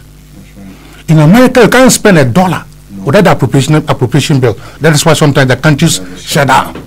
But in this country, without the approval of the budget, contracts have been given. And you think people, when they see this, they will say your government is corrupt? Mr. Sen, they will say your government is corrupt? You appoint 110 ministers. That in itself has corrupted the public services. Because, see, one person salary of 14,000 Ghana cedis can pay 10 or so civil servants. So in this country, we have a top-up, small bottom civil service structure. The political elite at the top is bigger, even though their number will be smaller. Take every ministry's emolument structure, and you see what we are doing with our employment situation. So that in itself, 110 ministers were also corrupted.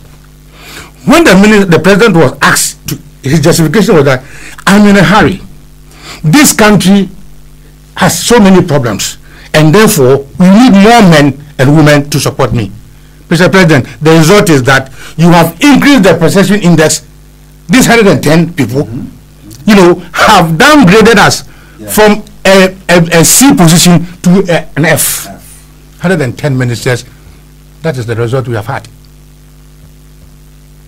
That's it. If we did a correlationship, this is what is happening. See, forever and ever, no Ghanaian will forget that there was a time in this country when nepotism was applauded. When you say, oh, the president's brother and is he not a Ghanaian, he's not qualified.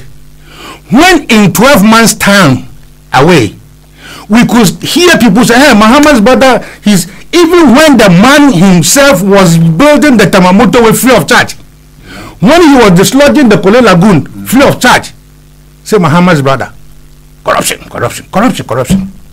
Today, how many of the president's relatives are not in government? And the only answer is that they are qualified. The rest of Ghanaians are not qualified.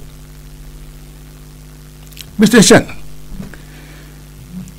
in October, November, if you went to the Brongahafo region, the biggest political slogan was the DKM. That Mahama and his wife had created a pawn scheme in which people's money had been lost. And that when you came into office, you would collect their monies and give them back. What has happened? Where are the people? Where is the money? Which NDC member has bought any property of the DKM worth 700,000? Which NDC member? It's alleged by Abron here or whatever, your very darling friend, Abron here DC, that the regional minister, Asumachemi, this is not new, Asumachemi, has bought that property. And a government that is mindful of fighting corruption, immediately should have bought as much as to book. Hey, within 1 year, how have you accrued 700,000 to buy that property? Is it any NDC lawyer that is defending the DKM managing director against the victims? Do you know the lawyers who are defending them? Check. Mr. Shen, you promised Ghanaians you're going to give them free senior high school education. Free.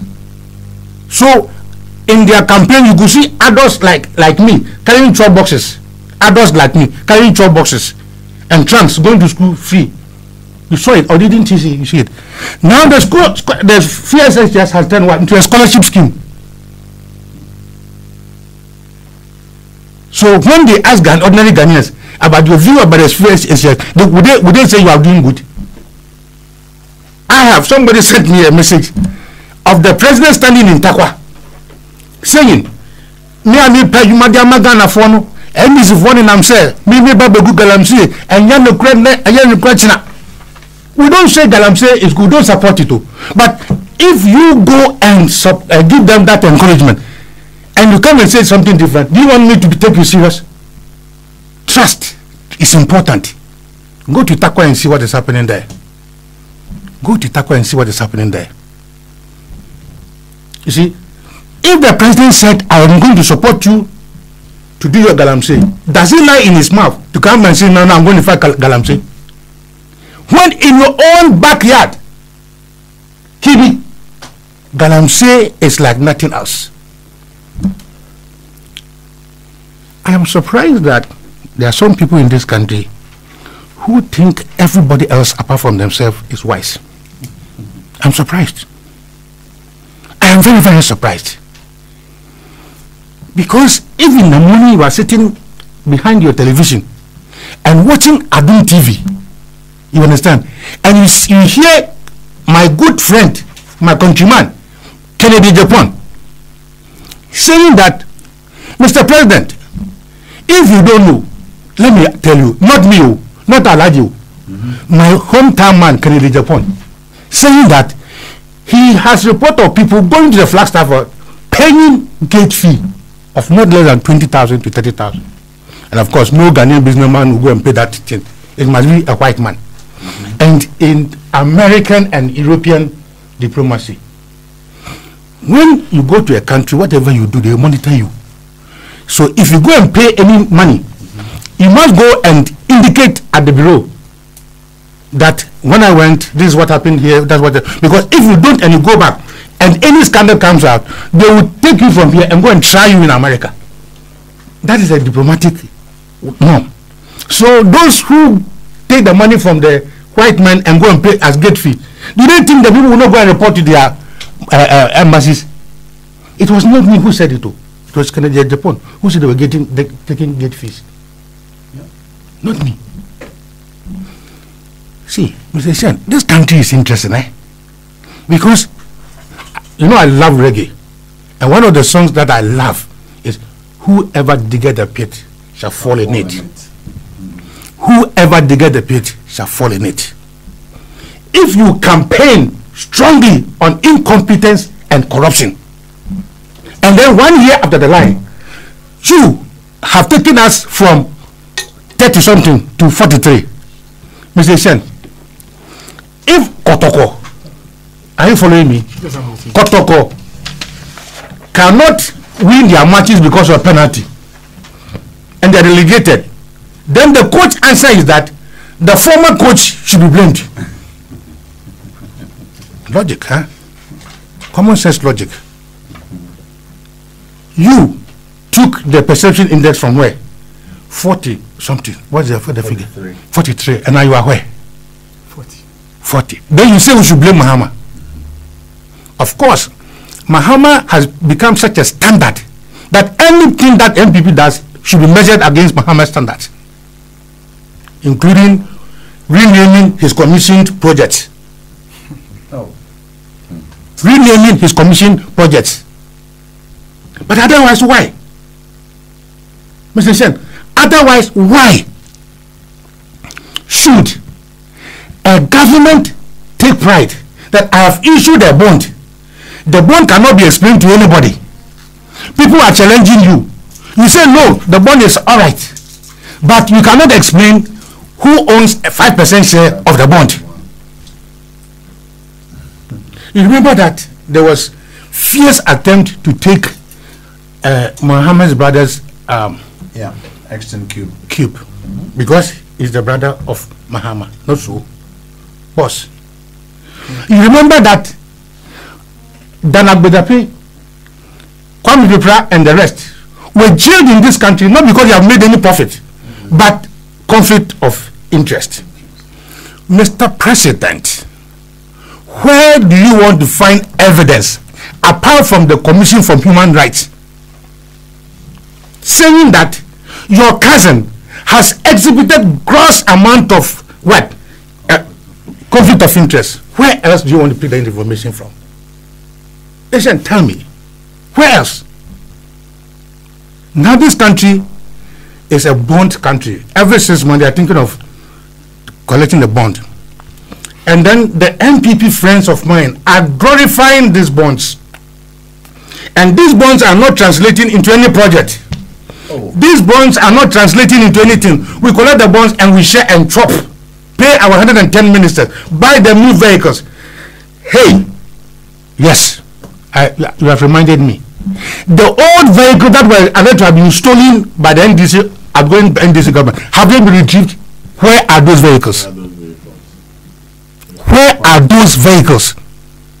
Even when the vehicles have been found in a garage known to be an NDC member, MPP member, nothing has been said. Then you think we should clap for you?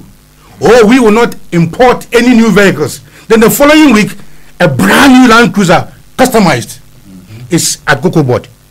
Now the craze is that every minister or board chairman would buy a new Land Cruiser and say Sampi Yale 1. That's their number plate now. So people, when you are driving Sampi Yale 1 around town, people don't see. When in a few months' time, Chief, noising. You see, people should not talk about it. You tell me free SHS, and you turn the free SHS into a problematic health problem. You say people should not talk. When Muhammad told people that, hey, wait, and for this nurses allowance, we could have paid 20 times, but it is politically unwise to the nurses themselves. Yes. Because this is a country, we need more nurses on our payroll as a government. Because the private hospitals, to say the least, cannot employ. You know what this private sector engine of growth, all this talk about private sector is engine of growth. Go to the hospitals. The private hospitals are all staffed by government doctors. This engine of growth does not exist in Ghana. Even the Aboso kind, which is the only engine of growth in Ghana, look at what is happening there.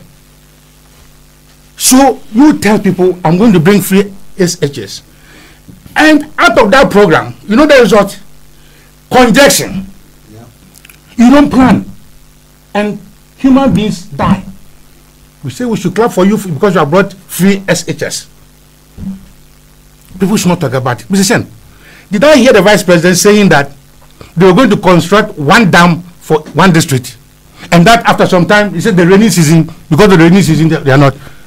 The rainy season have come and gone. We are now going to another one coming. When are you going to plan the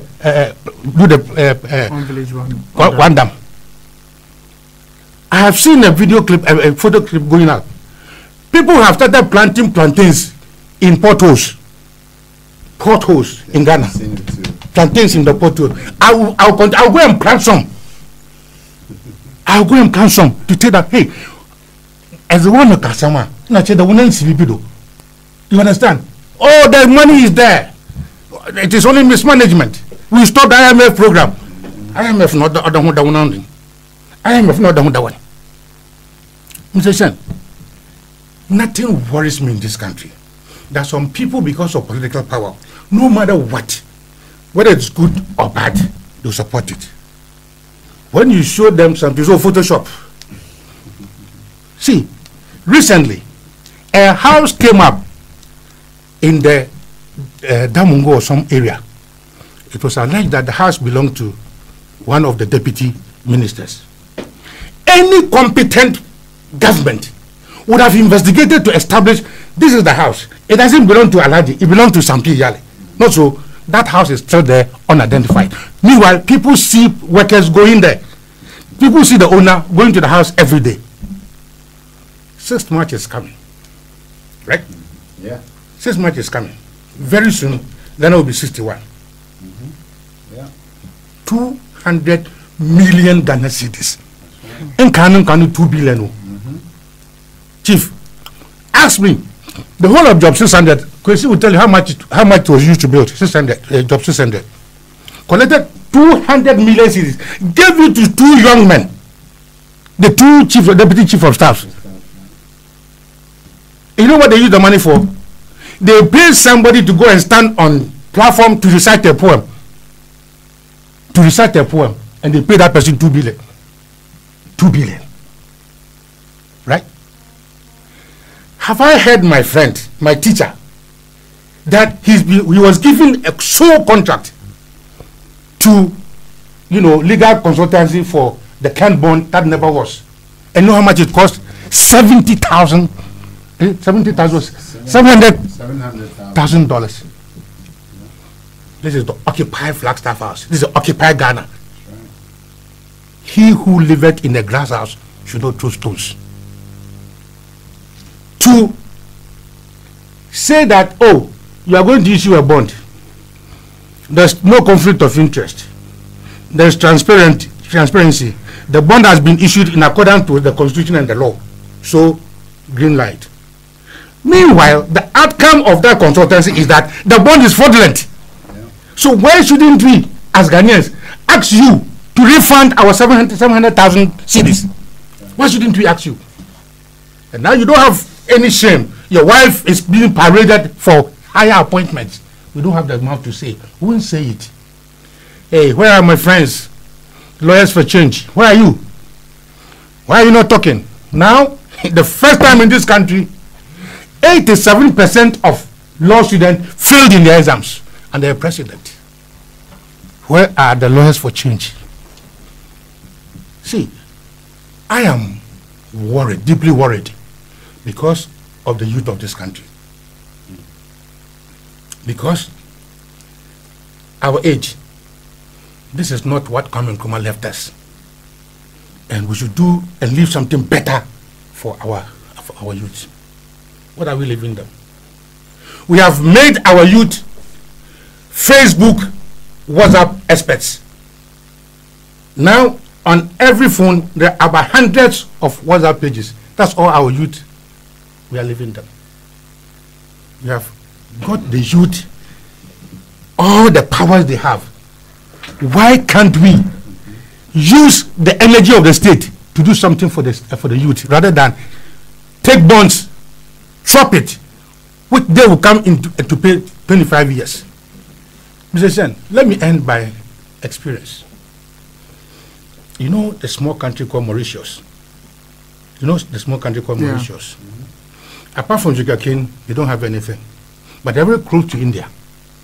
So what they said was that, let's send our youth to India, Bangalore, to go and learn IT. In fact, they sent about 400. When this youth came, they said, go for further training. When they became so professional, they said, now we are going to export you. So if you go to Madagascar, South Africa, and other places, the youth are getting very good money and then transporting money back. That is how to use our youth. You don't turn our youth into vigilantes, what group, just to terrorize us. Again, in Philippines, you know what they do? Those of you who have traveled to Middle East, Dubai and the rest of them, you can see all their taxi drivers, shop attendants, lift operators are all Filipinos. Because the country was sensible to say that, hey, we've got some people who we cannot employ. So let us train them and export them. Are you following what I'm saying? In UAR now, everybody is learning programming because they believe that the future belongs to IT. We are not thinking about that. We are not thinking about that. Sir, I want to end by saying that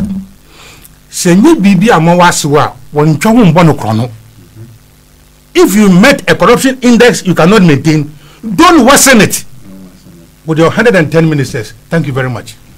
Thank you very much for your submission, Ambassador Sampi Yale. I will come straight to Dr. David Percy for your thoughts on the Corruption Perception Index, which is our first matter we are looking at, and I believe it's going to stay maybe the only matter we may discuss this morning, considering the time that we have.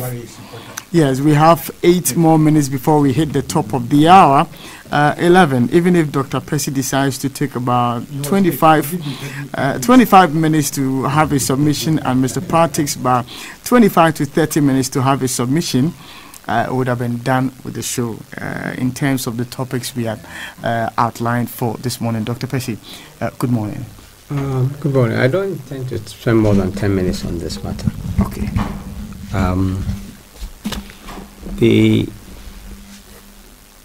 Maybe the talk about corruption, maybe the second, maybe even be the fastest growing industry next to the business of churches.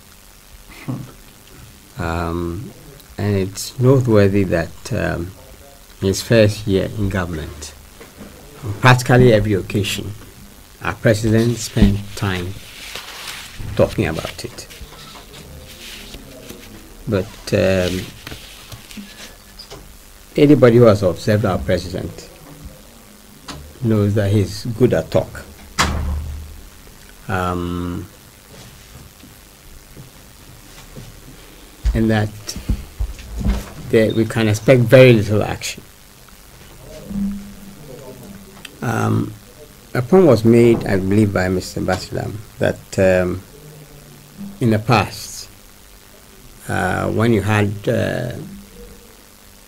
beyond explaining, what goes into the CPI, he made a point that in the past, when you've had a change of government, you've had either a stagnation or an improvement. Okay.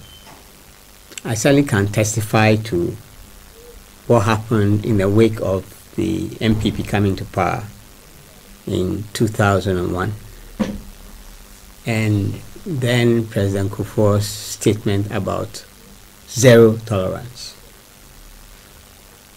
In truth, many of his appointees took it seriously. They believed somehow that the president was going to stick to his word. But within a year, it became clear that that talk was meant merely to deceive us. The rank and file of the MPP started complaining.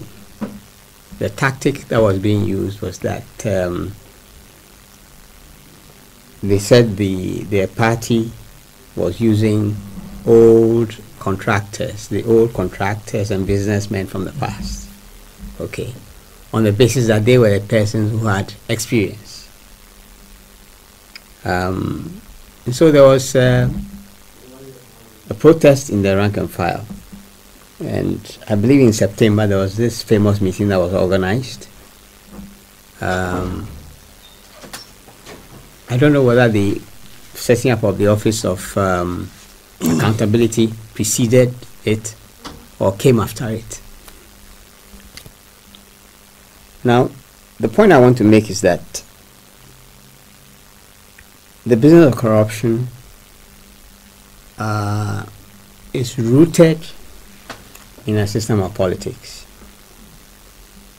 That any political system that rests on patronage is necessarily financed through corruption. Necessarily. So the real challenge, because you can observe without too much, with very little risk of being challenged, that since the advent of the the Fourth Republic, all the parties that have run our governments have been parties that are based on patronage. So if we understand this, then the real challenge for all these governments has been how to manage the corruption. It's not about removing it, because to remove corruption means that you be essentially cutting the branch on which you are seated. So the principal business has been how to manage it, and it has been managed differently under different leaders. You can speak about President Rawlings, who in the period before the Fourth Republic, and for a considerable part of it, presented a very severe and austere image of someone who could not be corrupted, until this thing with Abacha surfaced. But then everybody knew that the management of donations and stuff like that was through the First Lady. Under President Kufuor, he decided to take direct charge of it, or at any rate appointed, with the resources of the state, an Office of Accountability, whose job it was to track every contract, ensure that the appropriate dues and kickbacks were paid.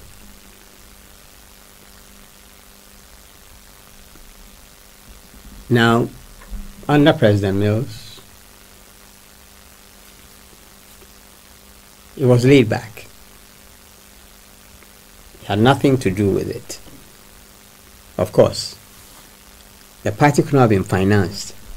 Elections could not have been fought without corruption.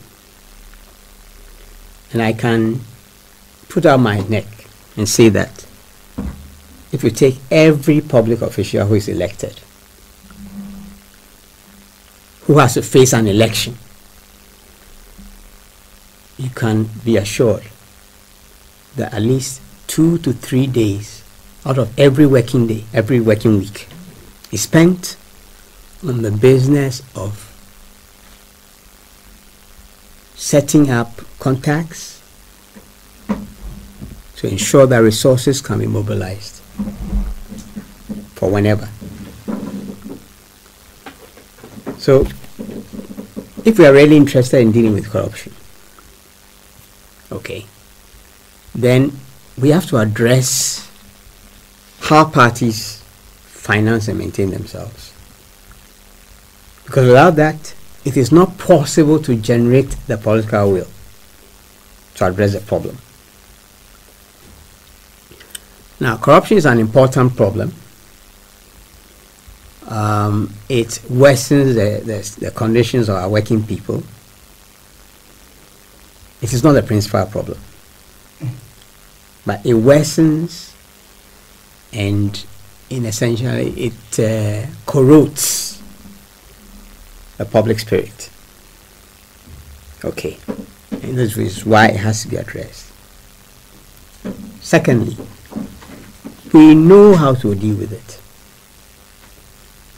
Now, we may not have time to talk about it. I don't even think it's on your schedule of stuff to be spoken about the business of this special prosecutor. But the government of President Nado bought itself practically 1 full year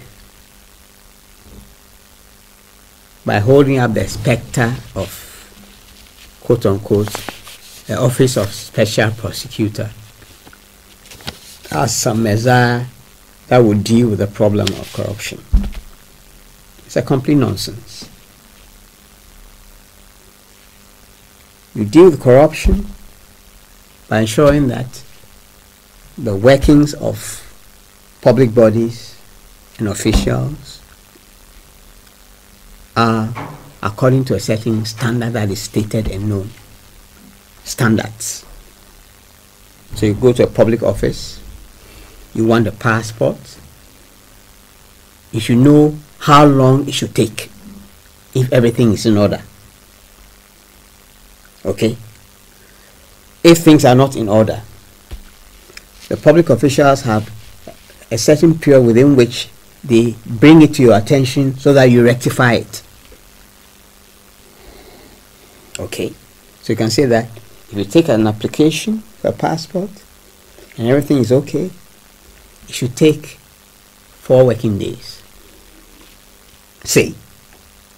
Or if you apply for a building permit and everything is in order, it should take a week maximum. So that's the first point of call. Standards of performance and delivery of public officials and public bodies that are known to the population. Second, that those organizations work in an open and transparent manner. Third, that there's a mechanism of periodic reporting. If you really want to make it ironclad, include a 4th element, which is a system of recall of public officials, where it should be possible for stakeholders, the public that is served by particular individuals, public officers, have the ability or the right or the mechanism to say that A must be removed from his post. But all of this implies giving power to the people. Now, it is clear that none of the parties that have been running our affairs, at least since the start of the Fourth Republic, are interested in this. So we spend a lot of time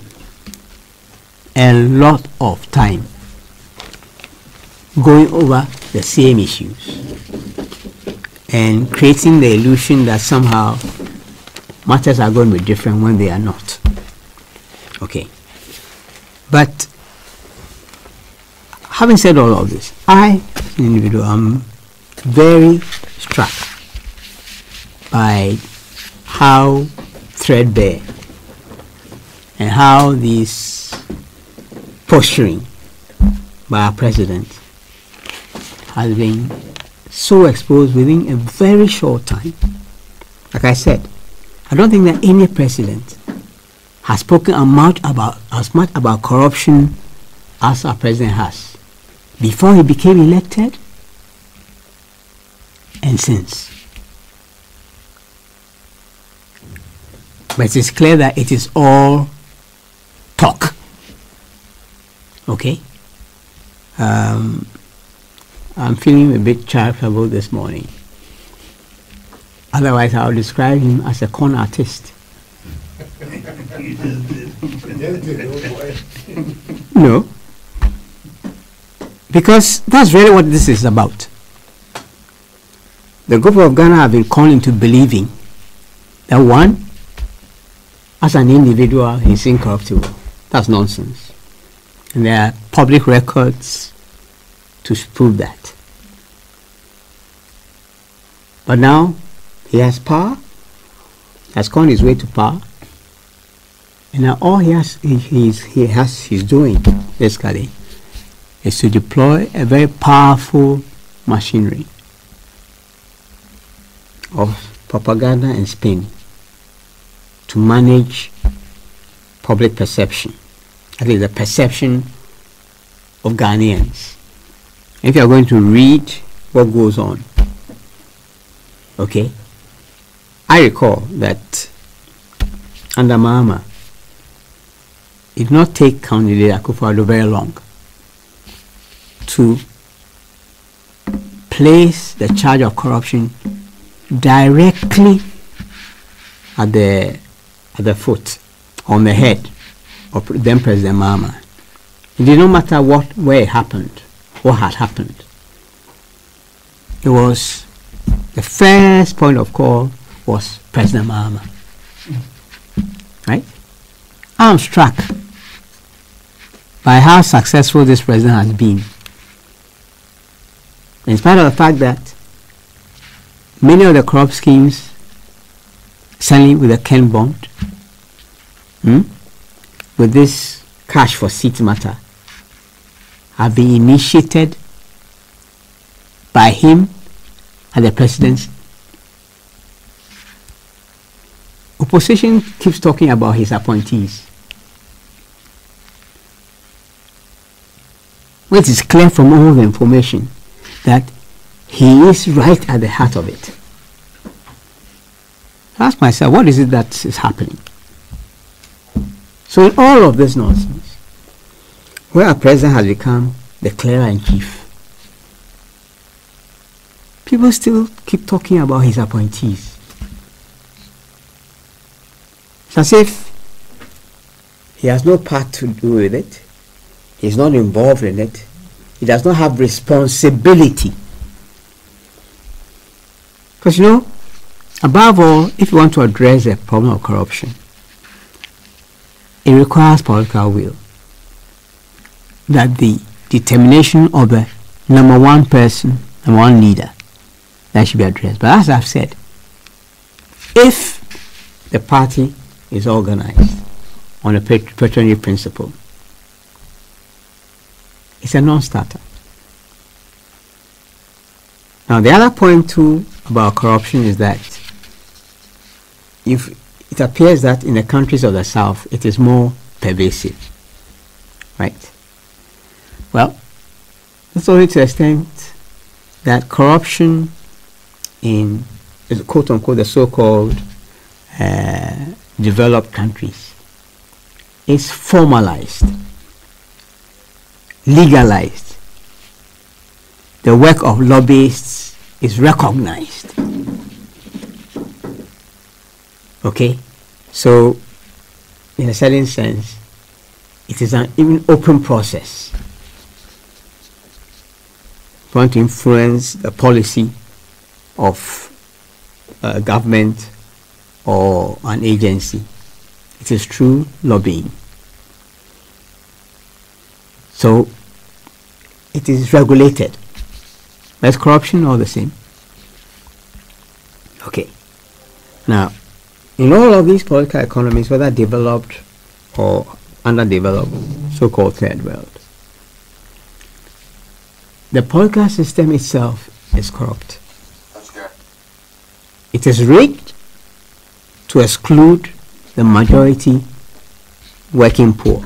In fact, if you're a Ghanaian, you're a worker, or you have the earnings of a worker, you cannot aspire to become a member of parliament. It is impossible. The filing fees alone in all our parties will ensure that you are disqualified. Okay? So, these are the issues. I said I was going to be very brief. These are the issues. Okay? Of course, we can spend endless amounts of time talking about it, which for some people is activity. Okay? And maybe it may create the illusion of addressing the problem. But we know the roots. And I can assure you that those who are in charge, who benefit from this, have no intention of changing it. So all we'll be served with is talk.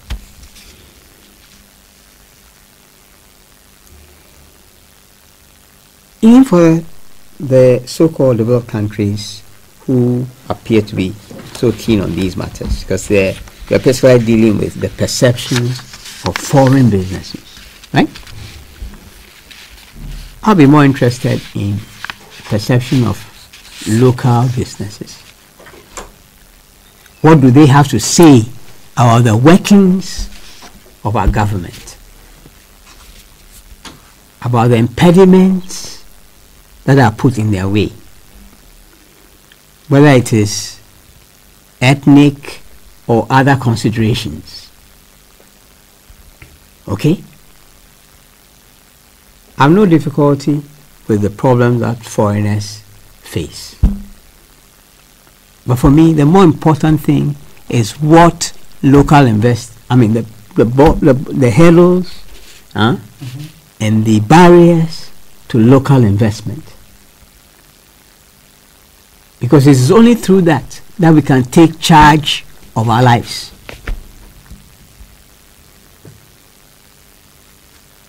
This fixation with what people think about us is in itself a hindrance. Important as it is, it's in itself a hindrance. Our focus should be on the barriers to local businessmen. That is what we should focus on. And I think that if we were to do that, it's more useful. Just a small point I wanted to make. Maybe I can even skip it and come back to it later. It had to do with my friend, Mr. Pratt. So you would want for him to finish his submission and tell him what you want to tell him? No, I can say it now. So say it now so that he can respond to it. Last week when I was absent. Go ahead. There was spreading rumors about me. That I'm a difficult person to something.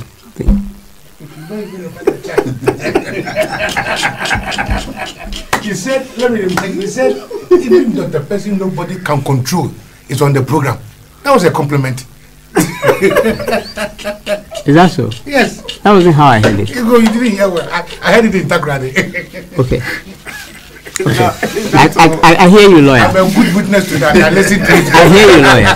Very good defense lawyer. But that's what I heard. I'll go back and look for this. The point was that the panel was made up of NDC members, and then Kwesi was saying that former MP people, and even though the person, nobody can control his thoughts. That's why they said. Okay. So he was not defaming you. Okay. So lawyer, I hear you. So you have found yourself. You're not accusing my friend from last week Saturday to date. Yeah. Premeditated intention. And it was quickly shut down. No. I had spoken to him during the way, but it had crossed me. I had crossed my mind. I'm surprised. The ball is in your court. I have no intention of spreading rumors about Dr. Percy in this presentation that I'm about to do. You see, the Corruption Perception Index is interesting. But it seems to me that more than the Corruption Perception Index itself, the commentary that have followed its release is even far more interesting. Today's Ghanaian Times has published the reaction of the former boss of the Commission on Human Rights and Administrative Justice, Justice Emil Short. And I find it very, very, very interesting. I find it interesting to the extent that this is the 25th time that the Corruption Perception Index has been released. 25th time. All of a sudden, there are some of those who are reacting to it, who are now setting a certain standard. Who are now saying that, look, if you want to comment on Corruption Perception Index, this is how it must be done. But we've done it for 25 years. Now, in the 25 years, what did we do with the Corruption Perception Index? I'd like to read some of the comments made by Justice Emil Short, who also happens to be my very good friend, somebody that I've respected quite a lot, since his days in Cape Coast. Now listen to Ghanaian Times.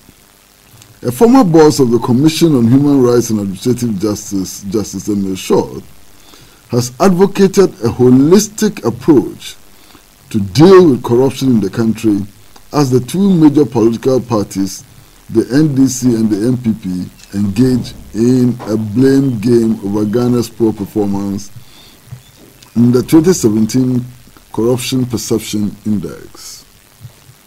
Justice Short noted that pragmatic steps devoid of politics should be taken to address the canker. This is a national problem, and if we can fight corruption effectively, it will benefit each and every one of us, whether you are New Patriotic Party or National Democratic Congress. Because the government will have more resources to be able to provide social amenities, including educational facilities, health facilities, and so on, he said. He added, it will interest everyone to be part of the solution and not part of the problem, stressing, I do not think it will be fruitful for us to engage in this blame game that everybody has to know the role that he or she has to play to bring about significant reduction in the level of corruption. This is Justice Emil Short. No NDC, no MPP. It's a national problem. The government which is in power at the time that the report is released is not even important. Don't even mention them. Let us just go to the solution. The Corruption Perception Index, as I said earlier, has been released for 25 years. It is good that we are beginning to realize that it's a national problem and has nothing to do with party politics. The same page, same newspaper,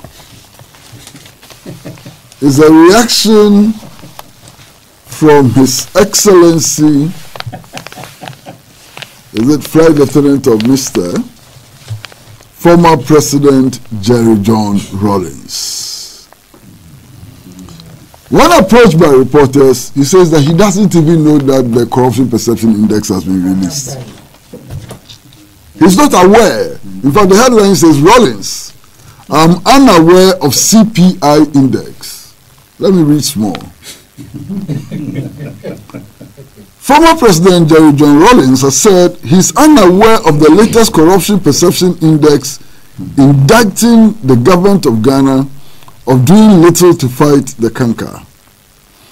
Ghana was ranked 81 out of 180 countries in 2017 CPI, released on Wednesday by Transparency International, scoring 40 as against last year's score of 43 and dropping 11 places in the process.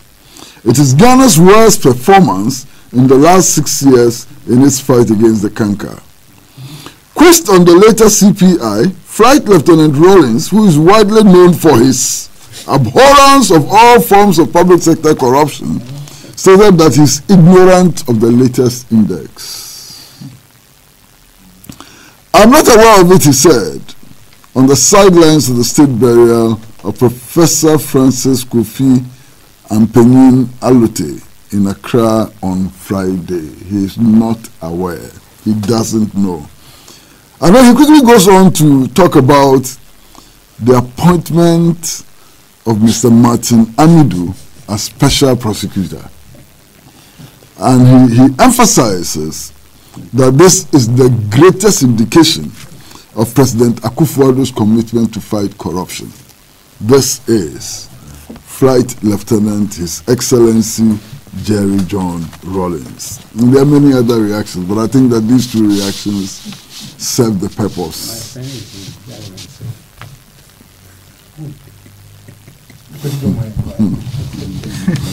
He wants your attention, so go ahead. These two reactions serve my purpose. Look, I think that we need to be consistent in these discussions. You understand?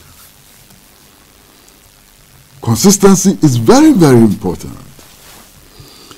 You know why the New Patriotic Party today is saying that no, this report is not about 2017, it's about 2016. You know why?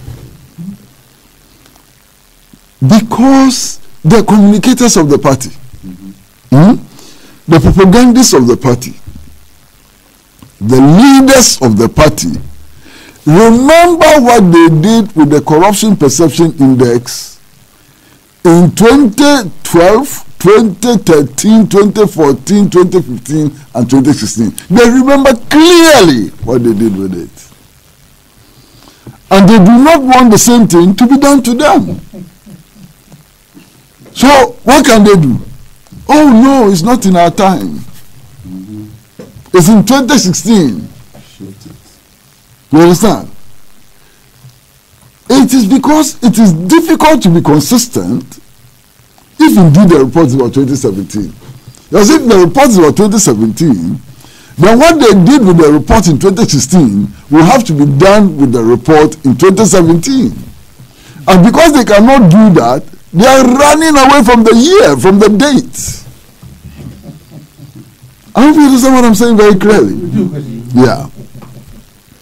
So that is their headache. Being consistent is a very, very difficult enterprise. It's not easy to be consistent. It's not easy to be principled. And indeed, if you are not principled and consistent, you lie your way out. And anytime you tell a lie, you even are more exposed than before. Look, the issue is not about the date of the release of the report or the period the report covers. That's not the issue. I agree to a very large extent with Dr. Percy's analysis. This so-called CPI report, what is it? Not a single person or institution has been mentioned in this report. The report we are fighting over. Not one person, not one institution has been cited for corruption. Just some blanket statement about how foreign businessmen think about corruption in Ghana. Those foreign businessmen, we will never know. They will never be mentioned. Their corruption experience will never be told to us. So we are not even in a position to accept or challenge the so-called CPI report. You don't have any basis to challenge or accept the report. You don't know the person making the allegation. You don't know the basis of the allegation. There's no evidence before us. Nothing. All we have is that some global institution is saying that some businessmen have been interviewed, and this is what the businessmen say. And we've been beating ourselves with this report for 25 years. And what is wrong with us? Us, all of us. What is wrong with us? This is the report we have been using to whip ourselves, to embarrass ourselves, to disgrace ourselves, to feed into the perception that the African is a hopeless case. As for African leaders, they want to stay in power forever. As for African leaders, any opportunity they get, they steal and so on. This is what we do to ourselves.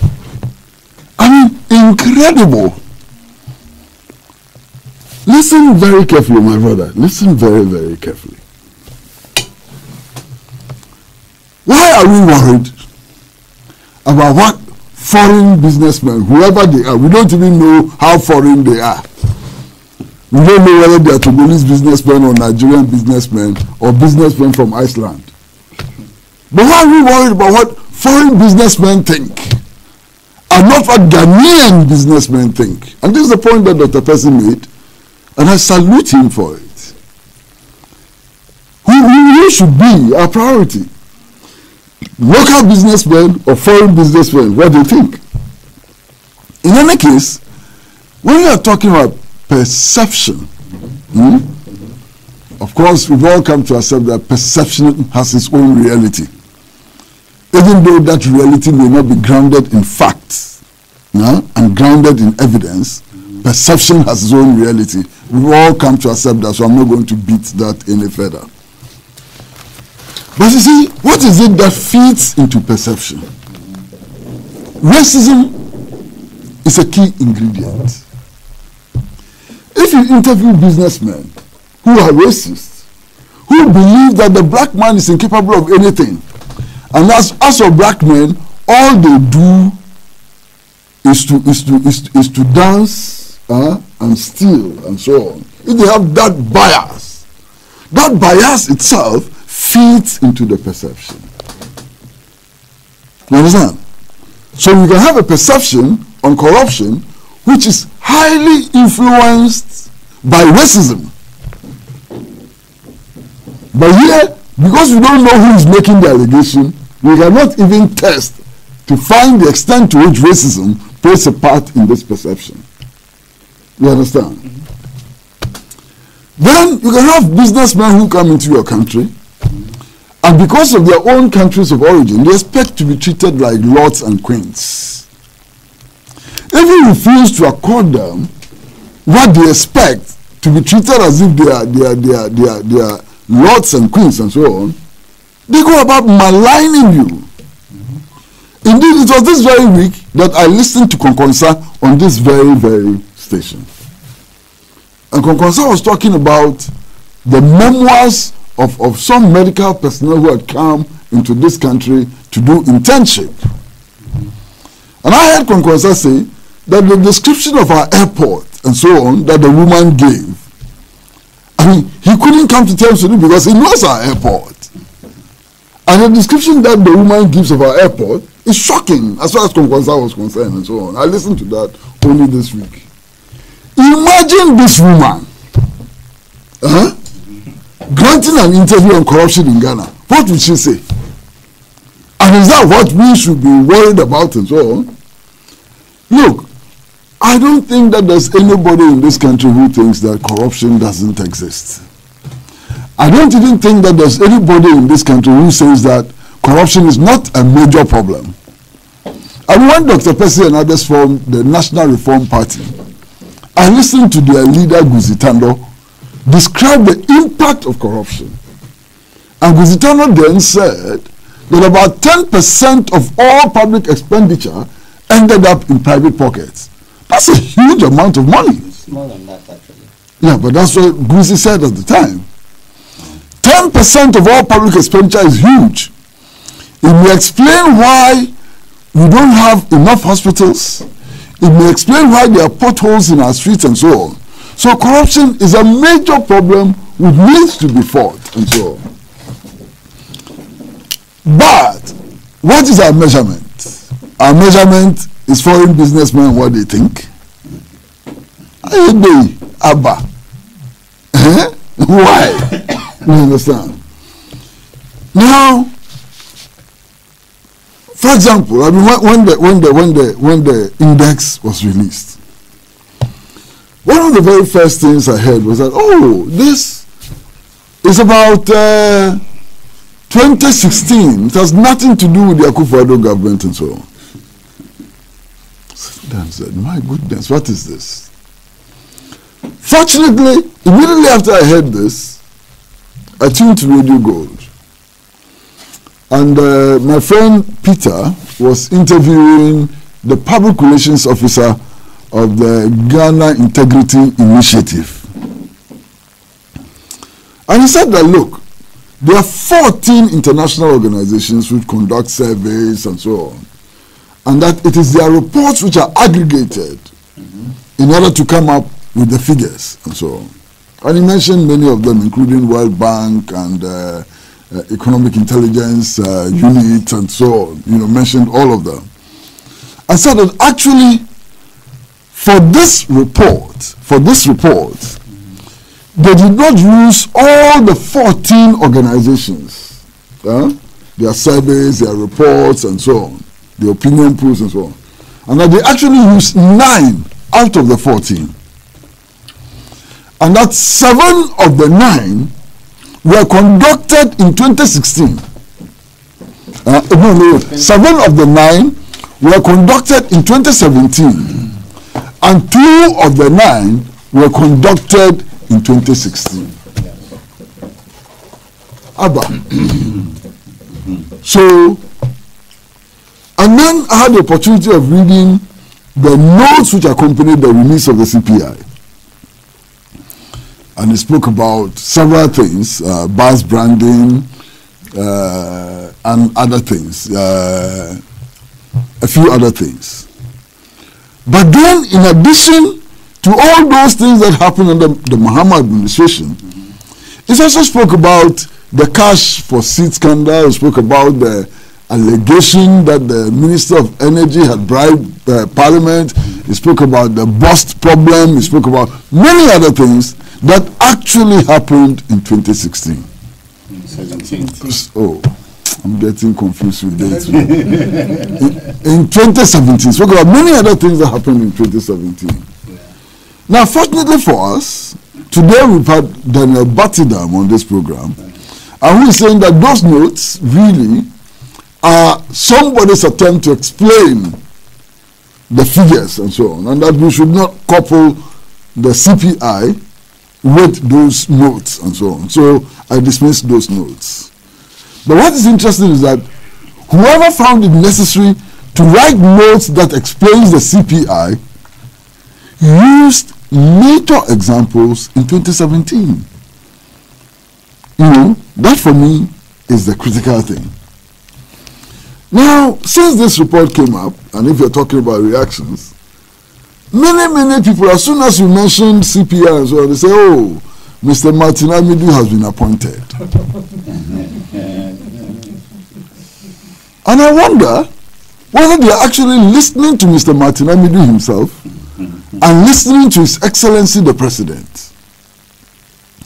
And yesterday, when His Excellency the President sworn in Mr. Martin Amidu as the Special Prosecutor, he said that he was convinced that the office of the Special Prosecutor alone cannot bring about an end to corruption. He said that very clearly. Indeed, when he met the press in January, he made the point that all that the office of the appointment of the Special Prosecutor could do was to put the fear of God into people. And that he was not expecting the establishment of this office to wipe corruption from the face of Ghana. So, the president himself. Mr. Martin Amidu himself has said very clearly that this appointment would not end corruption and that he will do everything possible to fight it. But he cannot guarantee that by the end of his 7-year term, there will be no corruption in Ghana. So all those people who immediately run to Mr. Martin Amidu when you talk about corruption, I don't know where they are getting their whatever, from. It's a problem for me. In any case, what has changed? I'm happy to have Mr. Sampiyali on this panel because he's a lawyer. We have set up the Office of Special Prosecutor. The establishment of the Office of Special Prosecutor does not change the rules of evidence or anything in our statutes. Even the prosecutorial powers of the agency. Nothing has changed. All that has changed is that we have a new personality who has been given some of the powers of the Attorney General, not all, some of the powers of the Attorney General to carry out prosecution.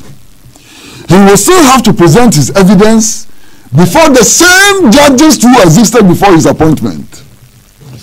And those judges will determine the guilt or innocence of persons based on the same standards they have used over the years. So, what has changed? What has changed?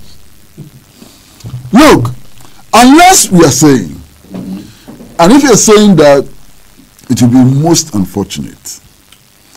Unless you are saying that Mr. Martin Amidu brings some level of integrity to the job which has never been available.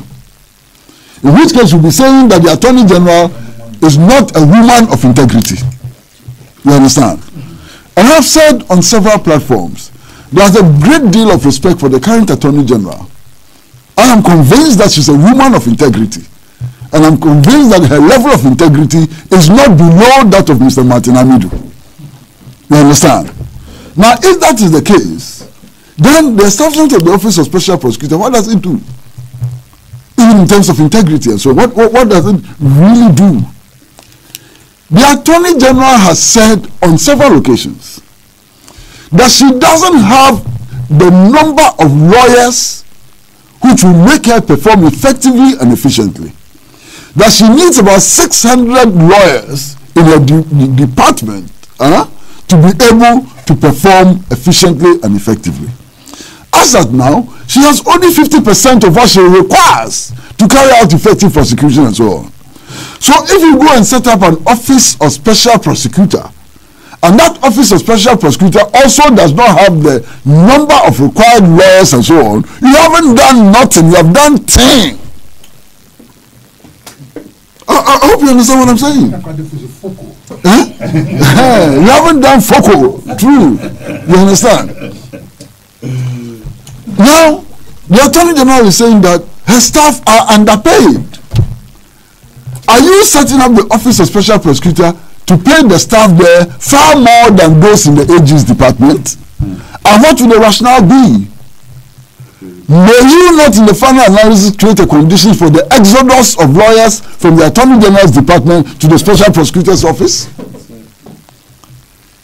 So why are we jumping over ourselves in celebration and so on when indeed nothing has changed? And then there's this fixation about something they call independence.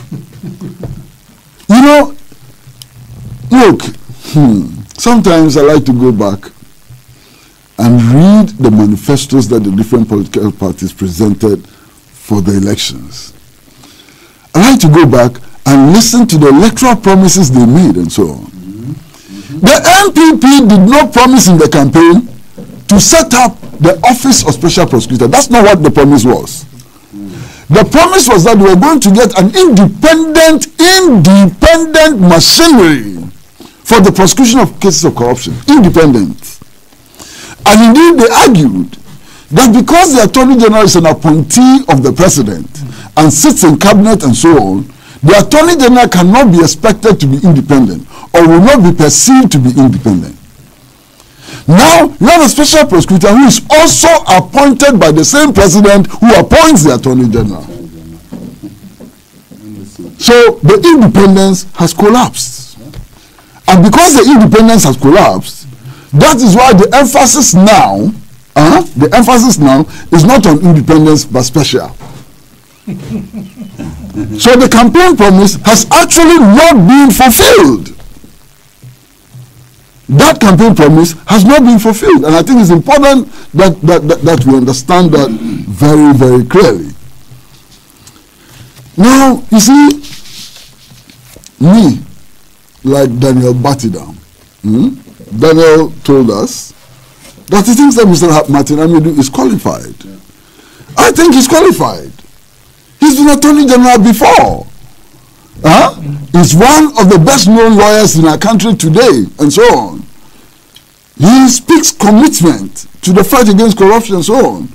So, who am I to say that he's not qualified? What do I know to even come and say that he's not qualified and so on? But that is not the issue. The issue is that they are making heavy weather out of the fact that he's not originally MPP.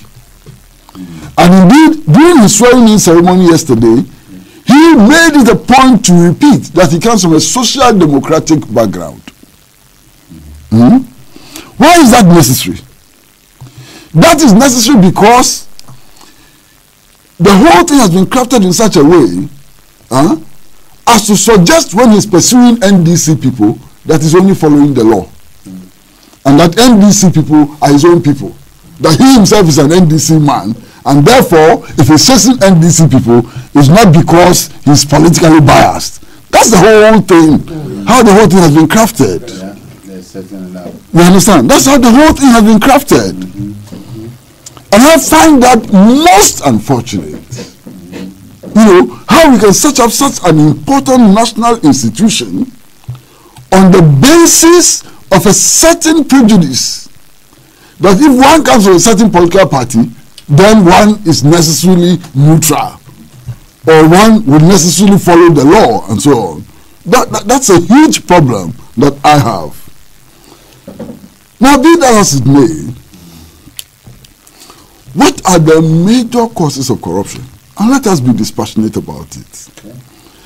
Look, I don't think that people get corrupt because they are bad or they are good.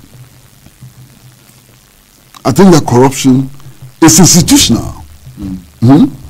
Corruption is a factor of the kind of society we have constructed, and so on. And I will explain that. Listen to me very carefully. Look, the people who sit in our ministries and departments and so on, some of them, by the stroke of the pen, 5 minutes, if he signs his signature, he can create a multi-millionaire.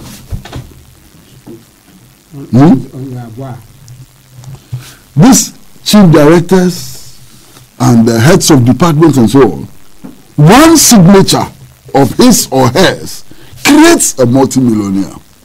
You understand? But these people are sitting in the office with so much power, the power to transform a pauper in seconds into millionaires. You understand? They have that power. And yet, they cannot pay their children's school fees. Complaining on that. Yes, they cannot pay their children's school fees. They are saddled with major economic and social problems. You understand? Now, why should they, by the stroke of their pen, create millionaires for they to wallow in poverty? That's a question we have to address. So, what kind of society can we build such that individuals cannot be creating millionaires overnight? What kind of society? What kind of society can we build such that the products of our labor are equitably distributed? These are the fundamental questions. Are we going to build a society in which, if we are building a hospital, all of the benefits accruing from the building of the hospital will be shared equitably amongst people in that community? And all of the benefits which accrue from building a hospital also include the profit margin of the contractor. You understand? Are we going to build a society in which those with enormous power of changing the destiny of individuals and so on would also feel satisfied with their own destiny and so on? These are some of the questions that we need to address. You know, so it's a question of power relations. Corruption springs from a certain power relations that exist and so on. It's very important. Now you see, I've been listening to some of my friends, and I have very good friends in the New Patriotic Party, including the president, who said that, look, all these allegations of corruption, the president says, all these allegations of corruption against his government are coming from the NDC. And that they are politically motivated. And that even when they have been explained, even when investigations have established that they are frivolous, without foundation, not based on evidence and so on, the NDC chaps persist in creating the impression that corruption exists. And even sometimes elevate spurious allegations of corruption to the level of scandal and so on. That's the precedent. You know, when I heard this, I was taken aback a little. And I began to look at the allegations of corruption which have been made. Look, the allegation over the 5 million contaminated fuel was made by MPP elements. The first time I read that report, it was syndicated in MPP, pro-MPP newspapers. The first time I read the report. It was not carried by Ghanaian Times. It was not carried even by whatever. You understand? They were all syndicated in pro-MPP newspapers. The allegation that the Flagstaff House had become a football field or some disco, and that some very exorbitant gate fee was being charged, it came from the New Patriotic Party. Check all the allegations. With the exception of about 1 and 2, all of them were made by MPP public figures, leading members of the MPP. You understand? They are the people who made these allegations. Indeed, there's one MPP activist who made an allegation against one of the ministers and actually went to the extent of describing the minister as the most corrupt person in the world. MPP Mano described a minister in his own government as the most corrupt person in the world. How do you then turn around to blame the opposition? How do you then turn around to blame the opposition? Of course, some of the things that the president said are true, and we have to admit that if we have to be fair to him. There's one particular allegation. Remember the allegation against the 2 deputy chiefs of staff? You all remember. Yeah. As we sit here now, who has seen any evidence who supports that allegation? Who has seen anything who supports the allegation? I think one of them is called Abu Jinapo. The other is called what? Asensu. What is his name? Asensu. Asensu what? Otre. Is that the name? And so on. These two. As we sit here, who has seen any evidence who supports that allegation which was made? And yet, these 2 men are being vilified on a daily basis. In fact, now, the official title of Chief of Staff has been changed to Thief of Staff. No, a lie? That's true. That's true. You understand? And I think that we ought to be fair to all persons, irrespective of the political party to which they belong. And it is in this vein that I recall what was done in the Mahama years. Master, in the Mahama years, somebody steals a fowl in the village. They say, oh, ultimate responsibility lies with the president. So Mahama steals fowl. Well, now it's changed. Somebody steals something small in a ministry. Mahama has stolen. Every act of corruption or perceived corruption was blamed on the president. Mahama, if I lie, tell me. It's true. Bas branding, oh, it is Mahama. You understand? Thank you. So every corrupt action, perceived or real, was blamed on Mahama. If we were to use the same yardstick today, every corrupt action or perceived corrupt act should be blamed on the president. But today we are saying that no, the president is innocent. He doesn't know anything about it. It comes to seed for cash and say, oh, the president didn't know about it. Yes, it is possible the president didn't know about it. But if you are to use the same standard which was applied in the Mahama era, you will open the president. Someone hope you understand what I'm saying. Yeah. So it's the standards. It's the standards we set. And everything we do contribute to the setting of standards. I remember in the Mahama administration, the last time the fuel prices were increased. I remember very well. I remember the current Vice President, His Excellency Dr. Mahmoud Bawumia Alhaji. I mean, I couldn't believe it that day. He made a statement to the effect that that was the saddest day in his life. The saddest day in his life, oh. That day was sadder than when his father died.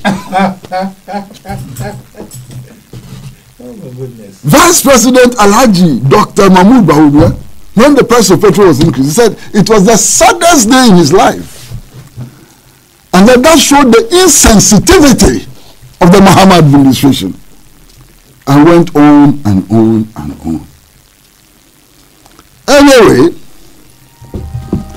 those of you who believe in the prophets and so on, you would say that you say the things they say, I don't want to repeat them.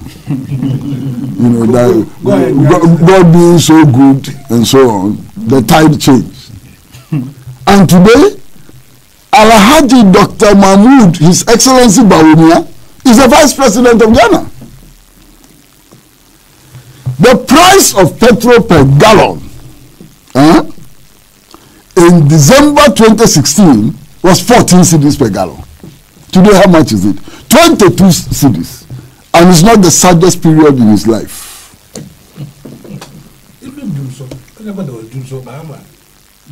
Today, it's not the saddest period in his life. You understand? When it increased by a few cedis, I think less than 1 cedi, it was the saddest day in his life. Today it has increased by about 30%. It is not the saddest day in his life.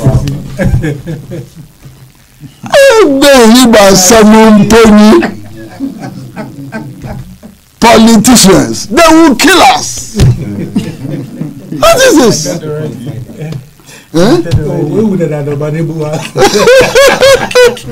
It's incredible. So, you see, we ourselves, we make statements and set standards which bind us. So when the situation changes more, we are diving for cover. If when the perception, the corruption perception index was released in 2016, the MPP chiefs had come forward to say, oh, this is a corruption perception index. This is a national problem, it's not an NDC problem. This does not indicate that President Muhammad is corrupt. You understand? And that this is the reality. This is the view of foreign businessmen who may be wrong and so on. Today, they will have no problem. It will not become necessary to be shifting dates. If they have said the truth in 2016, today they won't have to go to the extra ridiculous lengths that they are going to. Then the same standards would apply to everybody. Then what Justice Emil Short is saying today will be said by everybody.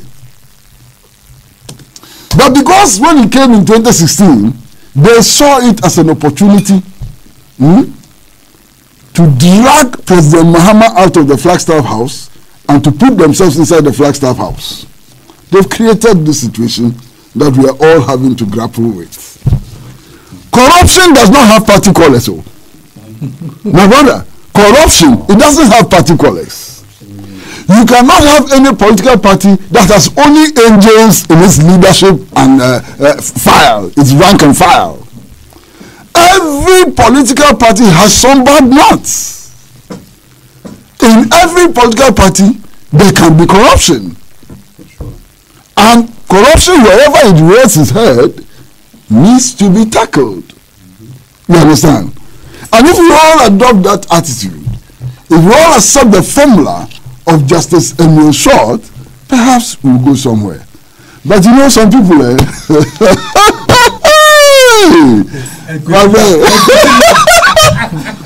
some people, they work themselves into unnecessary binds. They talk, so when another situation happens and then they approach, they say, oh, I don't know about it. I haven't heard about it. I'm unaware. I'm unaware. I am unaware. Unaware? Hey, this thing has been raging for 4 days and they are unaware. They don't listen to radio, they don't watch television. They are cocooned in their houses. I am unaware. Unaware. But the same news which announced the appointment of Martin Amudu also discussed the CPI.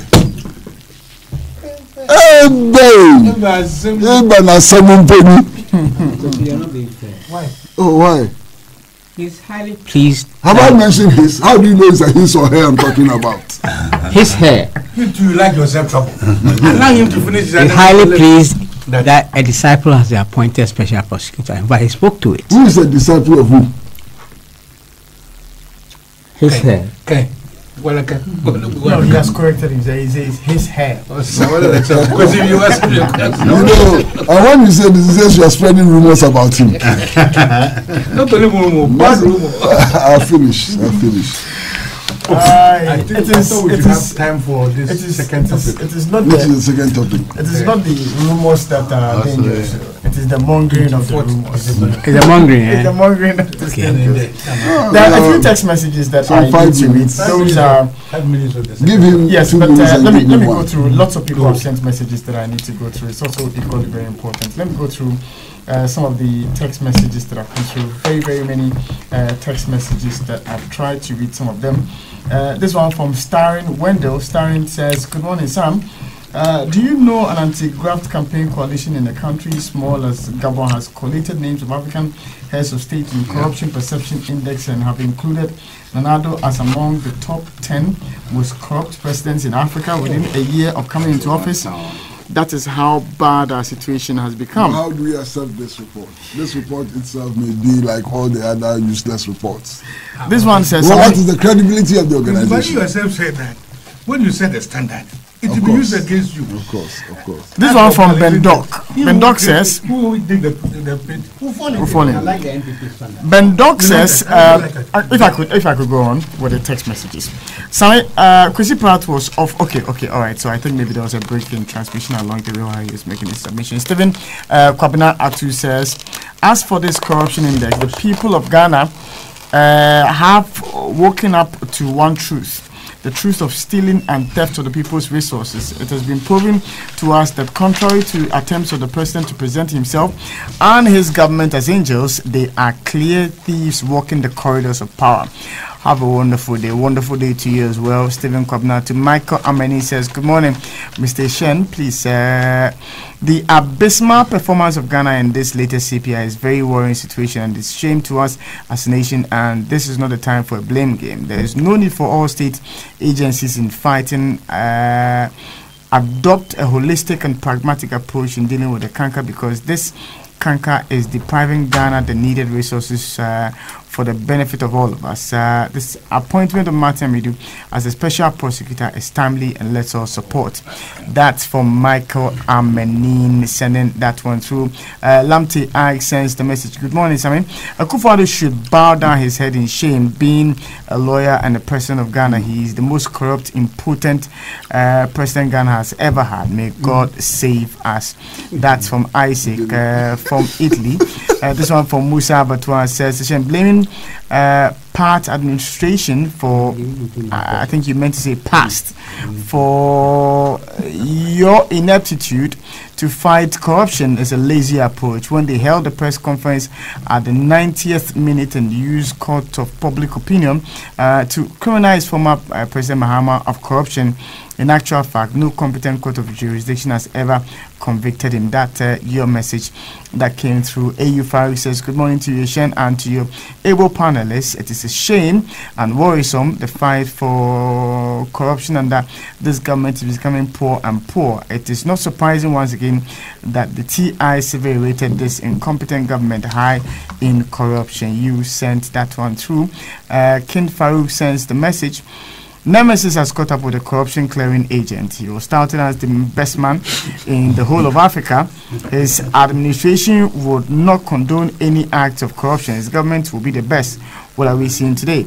This corruption perception index report has finished the Nana Baumia administration. They are the most incompetent leaders in this democratic dispensation."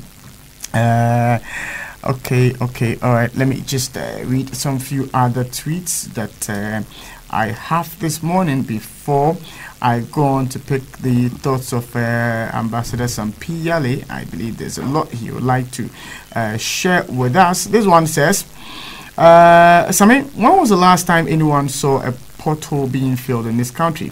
When was the last time anyone saw road repairs? No wonder plantain is now being planted in potholes. Let's diversify, practice crop rotation, and plant other crops like pepper and cassava. What we rather see is ministers, deputies, and Flagstaff House appointees riding around in Land Cruisers with police lights so that they can roll through traffic because they are better than us. By the way, call out the Moral Society. Where is the Christian Council?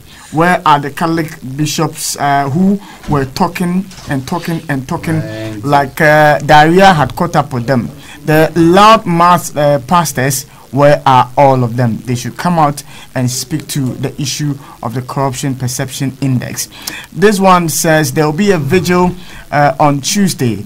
This has become necessary because His Excellency the President and his Vice President are seeking to rewrite the history of Ghana. Ghanaians must know the truth. And so Tuesday evening from 6 p.m. at LA, the chiefs and people in honor of Sergeant Ajete on the occasion of the 70th anniversary of his shooting, there will be this will be at the Sergeant Ajete Square opposite the St. Paul's Anglican Church, La. All are invited to celebrate this national hero and rewrite the history of Ghana with Corporal Atipo and Odate Lamte laid down their lives on the 28th of February 1948, culminating in Ghana's independence. All are cordially invited. And that's coming from the La Citizens Network, sending that through. I believe that would be all for the text messages that came through this morning on the show. So, under 2 minutes, that if you want to comment on, I believe the last but one topic which had to do with the 24th February 1966 coup, Ambassador Sampiali, just a comment under a minute. Well, that is a very huge and important topic. I think that if we want to spend 2 minutes, we might be doing injustice to the history of this country because of the massive attempts of distorting our history. I met a group of students who are questioning why the Kotoka International Airport is still called Kotoka International Airport. If we say we detest coup d'etats, why should Kotoka International Airport be still called Kotoka International Airport? But like I'm saying, this is a huge topic and we are waiting. The anniversary is coming. We will join the La people to celebrate the real heroes of our time. I think some of us from the Western region, we are also planning how to properly celebrate Bagrant as the actual founder, sole financier of the UGCC. We are planning to do that. You know, the history of this country, until we are dead, cannot be allowed to be rewritten shamefully. You know, so we wait for the day and then see what happens. But let me use this opportunity. All those members of the NDC, millions of them, who think that this government was forced out and that we have done better, should no longer sit on the fence. I am appealing to you using your media that they should all from now go and register in their members, because that's the only way the NDC can know its strength, so that you can apply strategies to improve our strength. All those who believe in social democracy and are members of the NDC, I am appealing to you. There's an ongoing registration that will end on that important day of the 28th February. Go and register. And especially so if you're a professional, there's also a professional group that think that they should have to put their resources together, expertise together, and also their experiences together. You know, people are accusing the NDC of not having professionals. But on this platform, I mean, we have Alhaji. I didn't know the NDC had so many professionals. Oh, yes. And we are coming together. We fear no shame. We fear nobody. We want to put our strength. We want to put our experience. We want to put our expertise behind NDC. Right. Come 2020, the NDC will see a difference if we register now. Thank you very much. Thank you very much, Ambassador Sampiale, for your contribution. I believe, God willing, next week we'll have the opportunity to delve a bit deeper into our history. Matters of the Flagstaff House and Jubilee House definitely will rear their heads up again as we go into the month of March, 6-month March at the back of my mind. So on that note, I'd like to thank my panelists for joining me this morning on the show. Mr. Pat Kwesipa Jr., the managing editor of the Insight newspaper, Dr. David Percy, student of history and politics, who came this morning well armed to deal with issues, only to turn up and rather it was a praise that had been sung. His Excellency Ambassador Sampiale, Ghana's High Commissioner to India, Alhaji And Alhaji Ibrahim, the Executive Director for Development Challenge, and Mr. Daniel Batidam, who are to leave us early, former Presidential Advisor on Corruption and Governance and Anti-Corruption campaigner. They join me today to look at the issues of the Corruption Perception Index by Transparency International and government's response to the survey and allied matters. Equally, were we supposed to have done a thorough discussion on the impact of the February 24th, 1966 overthrow of Osajifo Dr. Kwame Nkrumah to Africa and Ghana for that matter. And finally, we're going to look at the Jida case against Abu Gapele and Philip Asibit, sentencing them 6 and 12 years jail term respectively. But time was not our friend, and so we could not deal with these issues. I am grateful that you made it a point to join us today on the show. We'll be here again, God willing, next week, Saturday. Do have a real fruitful and blessed morning. This has been Alhaji and Alhaji, produced by Patrick Asfor Bodu, and we've been live on the wall of Pub MCGH on Facebook, and my name is Samuel Ishen. We'll be here again. Do have a real blessed morning. Stay.